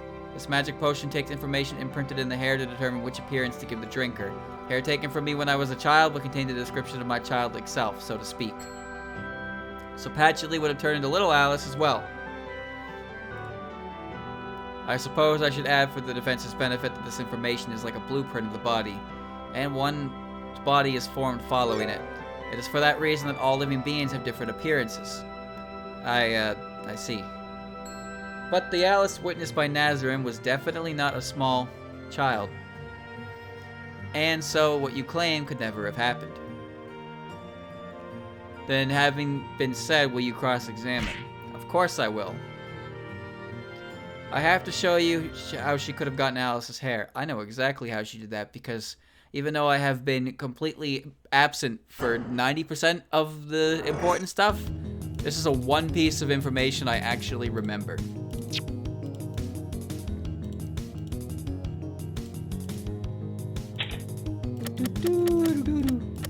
Manamana. Manamana. You say you had no chance to get Alice's hair, but that's not quite right. And what do you mean by that? We showed it in court yesterday, didn't we? Marissa had been making that transformation potion. From the start, Marissa had been preparing that potion so she could turn into Alice. So, and she had prepared some of Alice's hair, which she placed between the pages of this book. And what's that have to do with Patchy? Alice told us she brought this book to Marissa's house, but when she came after fainting, it was gone. That could only mean someone took it. However, Marissa kept frantically looking for that book the following days, so it could not have been her. And I think the one who took it was you, Patchouli. Even if you say I took it, there is no proof of that. In fact, yesterday you were insisting Marissa had found the book after all and hid it. It's true that this is what I had thought yesterday, but we since discovered someone else who'd have a reason to pick up this book. Meaning Patchy. That's right. Patchouli, this book was originally your property, wasn't it? What of it? You saw Alice collapse before Marissa's door. You also saw the book she had with her. So you decided to get back your book. And when you opened it, you found Alice's hair along with the transformation potion's recipe. Just by looking at some hair, there'd be no way to know for sure it was Alice's. She would know, without a doubt. How? There was another thing Marissa had left in the book. A checklist of everything she'd need to do to bring her plan to fruition. Her plan? Marissa had planned to turn herself into Alice and sneak into Patchouli's library this way.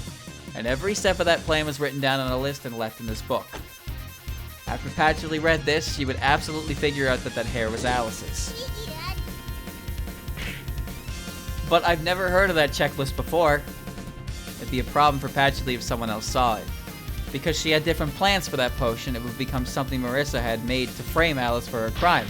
And so that list that could show Marissa's real intentions for the potion was destroyed. Ugh. Patchouli, you set the trap on Marissa's house. You waited for the moment Marissa would set it off. But contrary to your expectations, Alice showed up and was the one turned into a child. Seeing the book she was carrying probably only threw you into further panic. Something that belonged to you had appeared on the scene. And trapped between its pages, you found the entirety of Marissa's plan and Alice's golden hair. That was when you realized what an incredible opportunity to salvage this disaster had fallen into your lap. You came up with a way to use the potion Marissa prepared to pin the crime on Alice. This is ridiculous. Complete nonsense. Watching Alice lying there with notes in her and hair in hand, you must have been reminded of something. The Godstone case, where Moko Fujiwara had used a disguise to frame Sho Torimaru. So you would pull out the same trick yourself, by using Marissa's potion to become Alice. Ugh. Alice had fainted the instant she touched the doorknob, a state much like the one Sho had been that night, passed out drunk under a tree. It was suitable persuasion for someone to take her place for a short while. However, you were on the doorstep of Marissa's house, and Alice could have come at any time. Taking her clothes then and there would have been too risky. So you went to Alice's house and stole some of her clothes. What are you saying now? But even with her clothes, you need to do something about your hair. Back then in the Godstone case, Moko had used the ambiguity of torchlight to fool an intoxicated Snai. But you had something even better. The potion you'd borrowed from Marissa's house. Add a bit of Alice's hair to it, and you turn into the perfect duplicate. And so, you fully took on Moko's role, down to having your crime exposed in this court. Moo? Why are you edging me? She's not saying the line. I'm getting edged. Order! You then played the part of the detective hounding Alice for us, but behind the scenes you were setting the stage for Marissa's downfall. So yesterday you planted this book in Marissa's house, then goaded me into presenting it in court. Thank you. If I had wanted to entrap Marissa as you said, why would I ever let go of that book? At the tail end of yesterday's trial, I explained how Marissa's crimes were committed, but that was all according to the script you'd written. And leaving that book in Marissa's house for me to find was also an important part of that script. On top of it, to make sure I'd properly deliver my lines, rather than seek out a guilty verdict like you usually do, you deliberately held up the trial to discuss that book. You made it almost insultingly easy to present it. At that time, I was still playing my part in your elaborate puppet show, and that book was the decisive evidence that would bring us to the climax. Where Alice was exonerated and Marissa was found guilty in her place. An absurd fantasy, all of it. Is it? Having left Alice unconscious, you went to her home and stole one of her outfits. After transforming, you allowed yourself to be witnessed by Nazareth, then returned to the Scarlet Devil Mansion. Once Nazareth made a report, you went to Alice's house, taking the Grimoire and her clothes with you.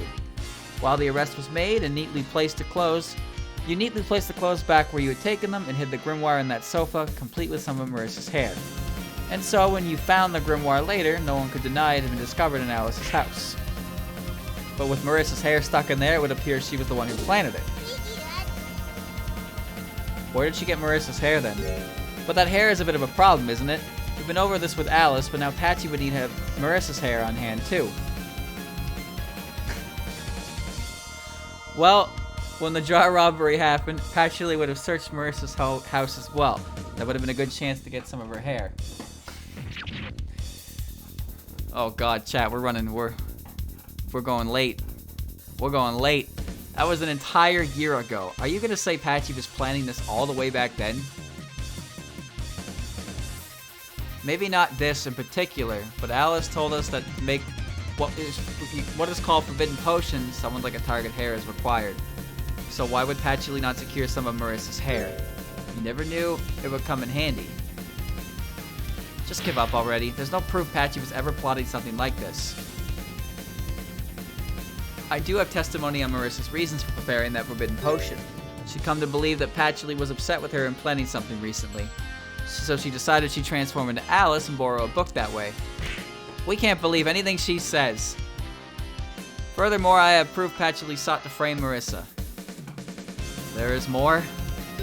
Didn't you wonder? Why did the culprit have to steal the igniting cloth in the evidence room to begin with? You can't mean... Yes, blowing a hole into the wall would make it look like a Marissa's crime. But blasting a hole into a stone wall while elsewhere would not normally be possible for Patchy. And that is why she used the igniting cloth, which had proven effective in a past incident. And since Marissa was the only one she initially intended to frame, she did not take the perfume then.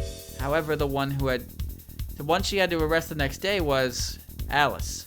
so she dipped into her collection of old mementos again and acted like she found the perfume bottle at the scene of the crime. The bottle would appear to be evidence against Alice, but the spores inside of it, which only Marissa could get, would become proof of Marissa's guilt. It's genius. It all makes sense, and I'm glad Aya is explaining it because I wouldn't. This is just a delusion of the defenses. You don't have any proof Patchy did all this. None at all. It's true that at this time I have no definitive proof that Patchy is the true culprit, but I have irrefutable evidence that the culprit is connected to the police. You... what? If you can speak with such certainty, let us see it. Oh no. Oh no. Oh no. Your proof that the culprit is connected to the police. No! No!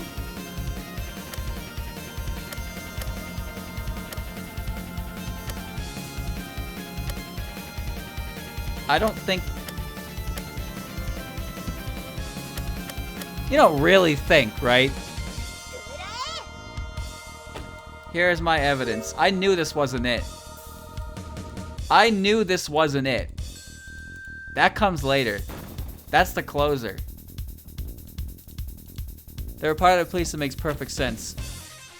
It would be, yeah, them probably having the uniform on hand.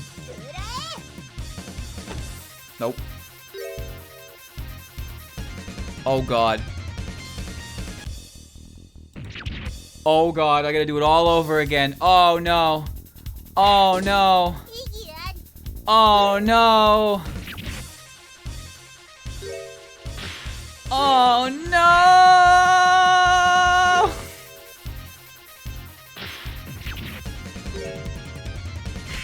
Ah! Skeep! Proof the culprit is connected to the police.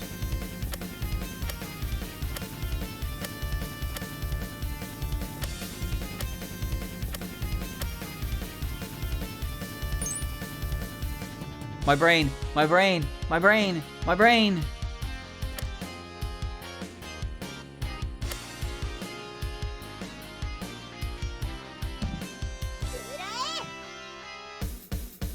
Yes!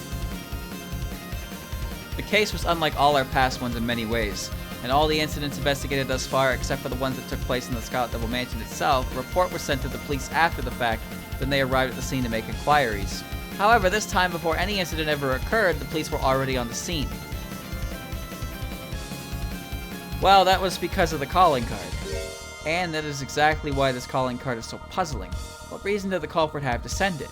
After reading this, Gyakuten would call the police, which would make the heist even harder. Weren't they just imitating those outside world phantom thieves? That's not a reason to take that kind of risk. But the crime went without a hitch. Yes, and that was hard to explain to begin with. How did Phantom Thief X get away with their crime even though the temple was crawling with police? You can't mean. There is one simple answer to all these questions. Phantom Thief X was part of the police. This was the reason the culprit sent a calling card. It was to bring the police to the scene. So the culprit must be an officer of the law. Do you think I'll just let you say whatever you want? I am sorry, Patchouli, but I have yet another reason to suspect you in particular. What other reason? I'll make everything clear here and now, Patchouli. Why did you take advantage of Momiji's disappearance to revive the court system? What on earth are you talking about now? Patchouli, you needed these trials to be held again, so you could use them as your weapon against Marissa. What? Oh, she played the long con. I'm talking about the time Momiji went missing for days and you brought false charges against Kogasa Tatura. That incident. That was when you'd come up with this plan, to abuse your position in our legal system. This is why you convinced the judge to revive the trials and brought the case of Kogasa to court. Yes, your whole plan started with that incident. Yo, it's whack. That's pretty whack. This is absurd. Are you seriously claiming that because I advised the court system be revived, I must be the culprit? If that wasn't it, then what was your reason? Well... Furthermore, you suggested to Gyakuten that she should write a grimoire shortly after Momiji's disappearance. You manipulated her into making this grimoire, also you could use it as a prop in your scheme. Why would she need Gyakuten's grimoire of all things? These are all kinds of other ways one could frame Marissa. There are all kinds of other ways. There were 2 reasons. The first is that the grimoire would contain spells that change one's appearance, such as the rejuvenation spell. As I said earlier, if Marissa had been turned into a child, no one could doubt that stolen grimoire was involved. And the second reason was to make Gyakuten, the Myoden Temple, the plaintiffs. Why Gyakuten? As much as I hate to admit it, Marissa, the defendant, is an infamous troublemaker. So if someone that had a past history with Marissa had been picked as the victim, there was a risk they might seek to get even with her on their own terms. The newly arrived Myoden Temple had no such history, and so everything would be left to the courts. Could she really have thought this far ahead? I like this last case. This is a good last case. Well, she is a prosecutor, even if she's a rotten one. To add to this, Marissa frequently steals magic items, so it would be best if the victim was a fellow magician. A magician who has no reason to think badly of Marissa, Gyakuten was the only option. That is why her grimoire became the centerpiece of the story. Murgurgur. Now, what do you have to say to that, Patchouli? Mukyu? There it is. And it's over. You do love to make a fool of my police force, but I won't tolerate this nonsense. Nonsense? Waiting for that line for 3 hours. She is talking about the evidence. Everything you've presented thus far is entirely circumstantial. You still don't have any proof at all. You can't prove Patchy ever did any of this. What do we do now? What do we do? You can't back down now. Unfortunately, I said earlier that I don't have definitive evidence, but this time, right? Oh, here it comes, chat. Here it comes. To hell with the theatrics. Present it now. I don't have definitive proof yet, but maybe I can still find it. First of all, to tell them what it is. This evidence will lead us to the culprit.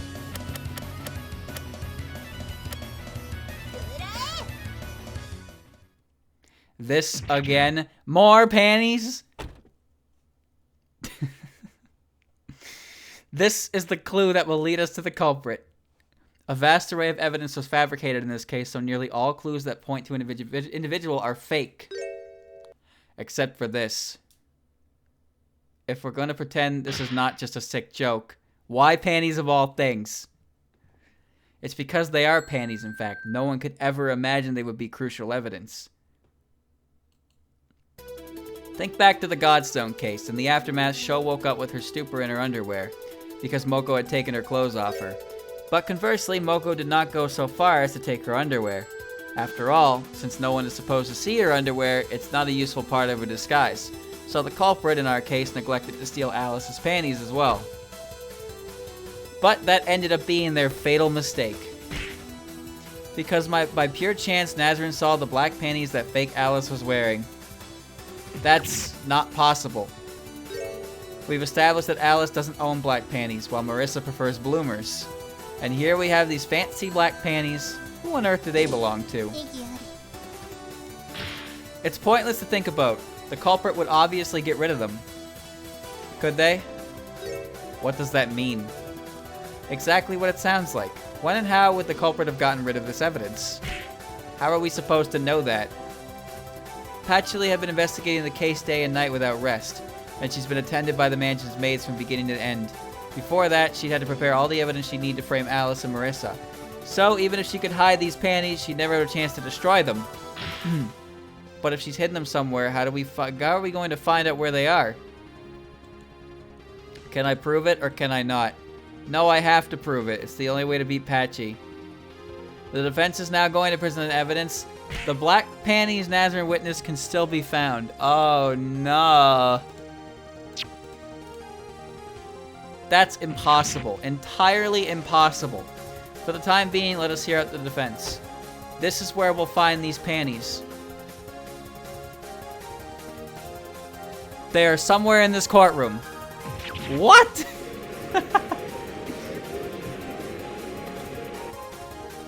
They're here, in Aya's pocket. She collects them now. Order! And this is where we'll find them. The witness stand. I got it. Patchouli, I'm very sorry, but there is one more thing I must ask of you. What is it? I have to ask you to show the court your underwear. What? Defense, that joke has gone too far.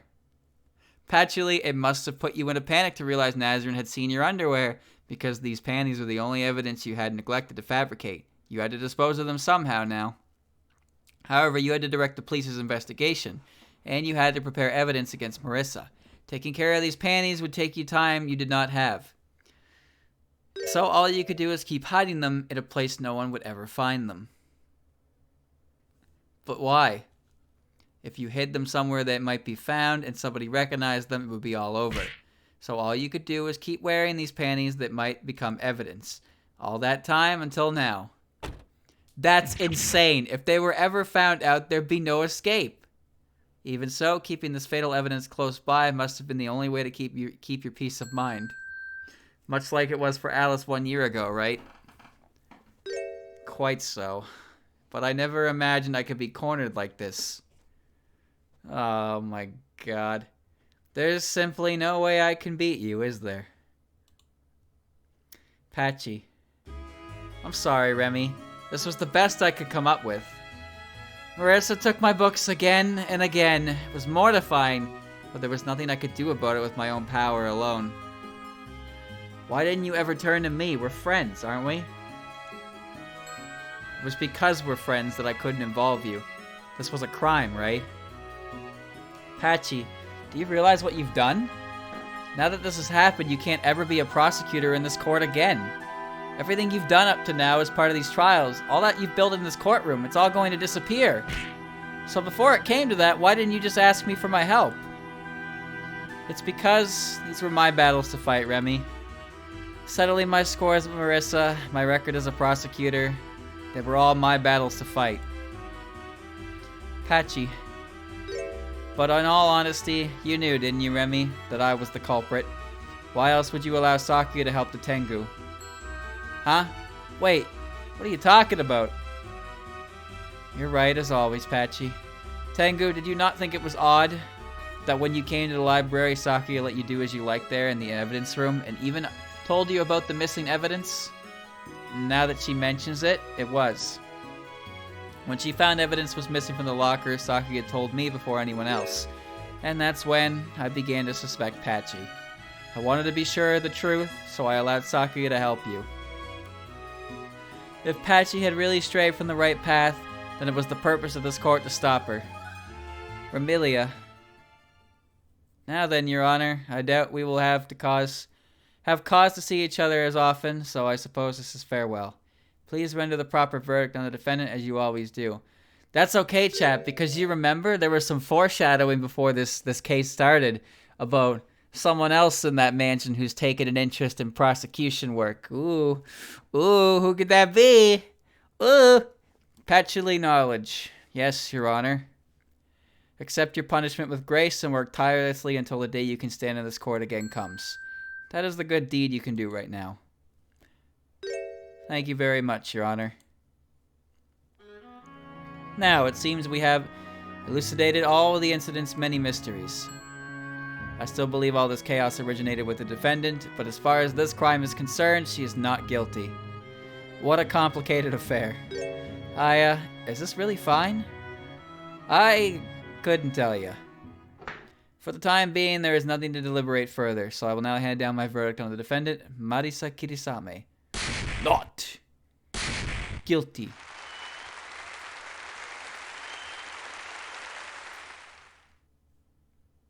Court is henceforth adjourned. Bro, I do not have time for this typewriter.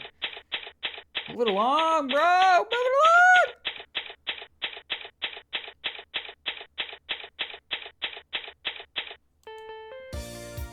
Oh, you really saved me back there. Thanks a lot.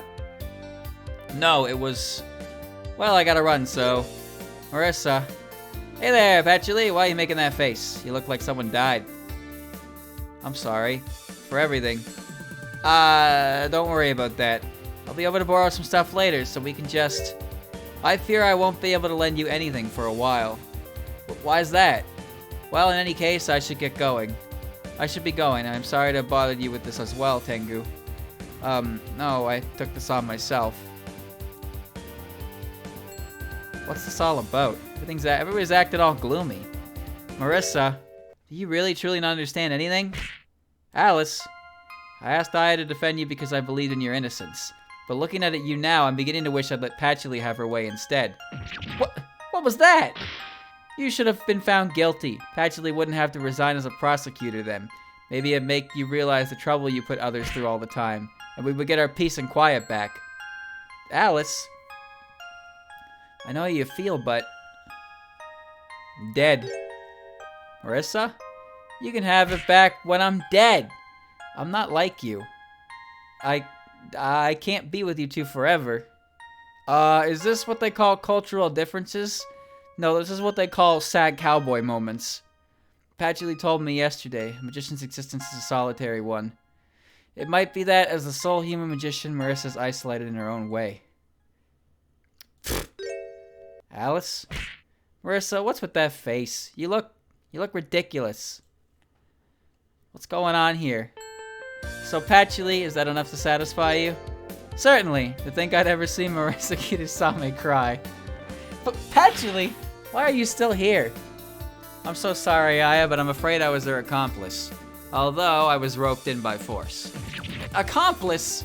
After I was suddenly turned into a child, I couldn't understand what had happened to me, and then I was arrested. But Patchouli was the first to visit me in that cell to apologize for my false arrest. At that time, she told me about everything she'd done and everything she still planned to do. And what did you do about it? She promised I would not be found not guilty, so I cooperated. Marissa caused plenty of troubles for me as well, and I thought that would be a lesson for her. But then why do you have me defend her at all?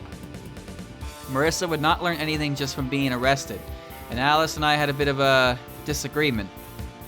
I wanted to have Marissa found guilty of stealing Gyakuten's Grimoire and punished, but I thought that Marissa wouldn't learn anything from being punished for a crime she didn't commit. So, in the end, we decided to leave the outcome to you. But then wasn't there a chance Marissa would get away with everything? I wanted her to properly understand in court how how we feel. Knowing you, Aya, you were sure to discover Patchouli's motives. And as I thought, Marissa was ultimately found innocent. But Patchouli had based her whole new plan on exploiting the way I usually do things. So it is a bit of a long shot to assume I'd win anyway. But when we came back to this waiting room, it became clear I had gone too easy on Marissa. So I had to bully her a little. I still think you might have gone a bit too far. It made me feel like crying too. What the hell's wrong with you? Marissa, you're all red. She must be really embarrassed about crying in front of everyone. I'm not gonna make you pay. She seems cross with us. Then we should flee now while my Master Spark is not in the cards. Get back here, I won't let you get away. They both seemed so happy, even though Patchouli had to resign as prosecutor. You don't understand? You say that, but what am I supposed to understand? Alice used to live all on her lonesome in that house filled with dolls. And Patchouli cloistered... Cloister's a word? I thought it was just a Pokemon! Herself in her library for an entire century, shut off from the outside. It's no exaggeration to say it was because of Marissa that they started creeping back into the world bit by bit. I thought cloister was like a parody of like cold and oyster. Or like closed oyster. I didn't know cloister was a word. What the fuck? So I think that Marissa is so irreplaceable to the both of them. They won't ever let her go. Oh, is that how it is? Well, we should head home too. I've never heard the word cloister before, outside of the Pokemon. Okay. Patchouli, she'll catch us if you're slow.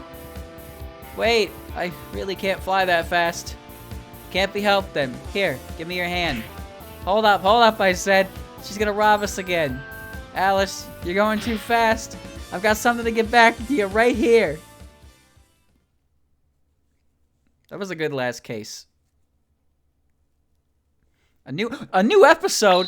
There's more? Oh no. What the fuck? There's more? What? There's another case? I thought it was over. The Scarlet Devil Station is no more, and so the trial should have come to an end, but then the Yama found a new and eager volunteer to take up the cause of justice. Hatate's not gonna lose this time. Yo, fated battle? Rondo of deceit and ambition. That is unexpected. I just got played. I didn't think there was gonna be a last case. I was sitting here being like, yeah, that third case was a great last case. It wrapped so much up, and now suddenly there's actually a last case? Holy shit, yeah, it never ends. Alright, let's start it right now. Let's start it right now. No, the other ones have had 3 so far, right? Alright, well, I thought it was over. I honestly thought it was over. But no, there's still more. Holy shit. Alright, cool. So next time I play this, I'm gonna break this up better this next time. I'm gonna do investigation, court, investigation, and then I'll do court, investigation, and court, because it'll probably be that split. And now it's 11:20, and my brain is mush. Oops. Oh well, it's fine. Next time, case 4, showdown against Hat. Neat. That ought to be cool.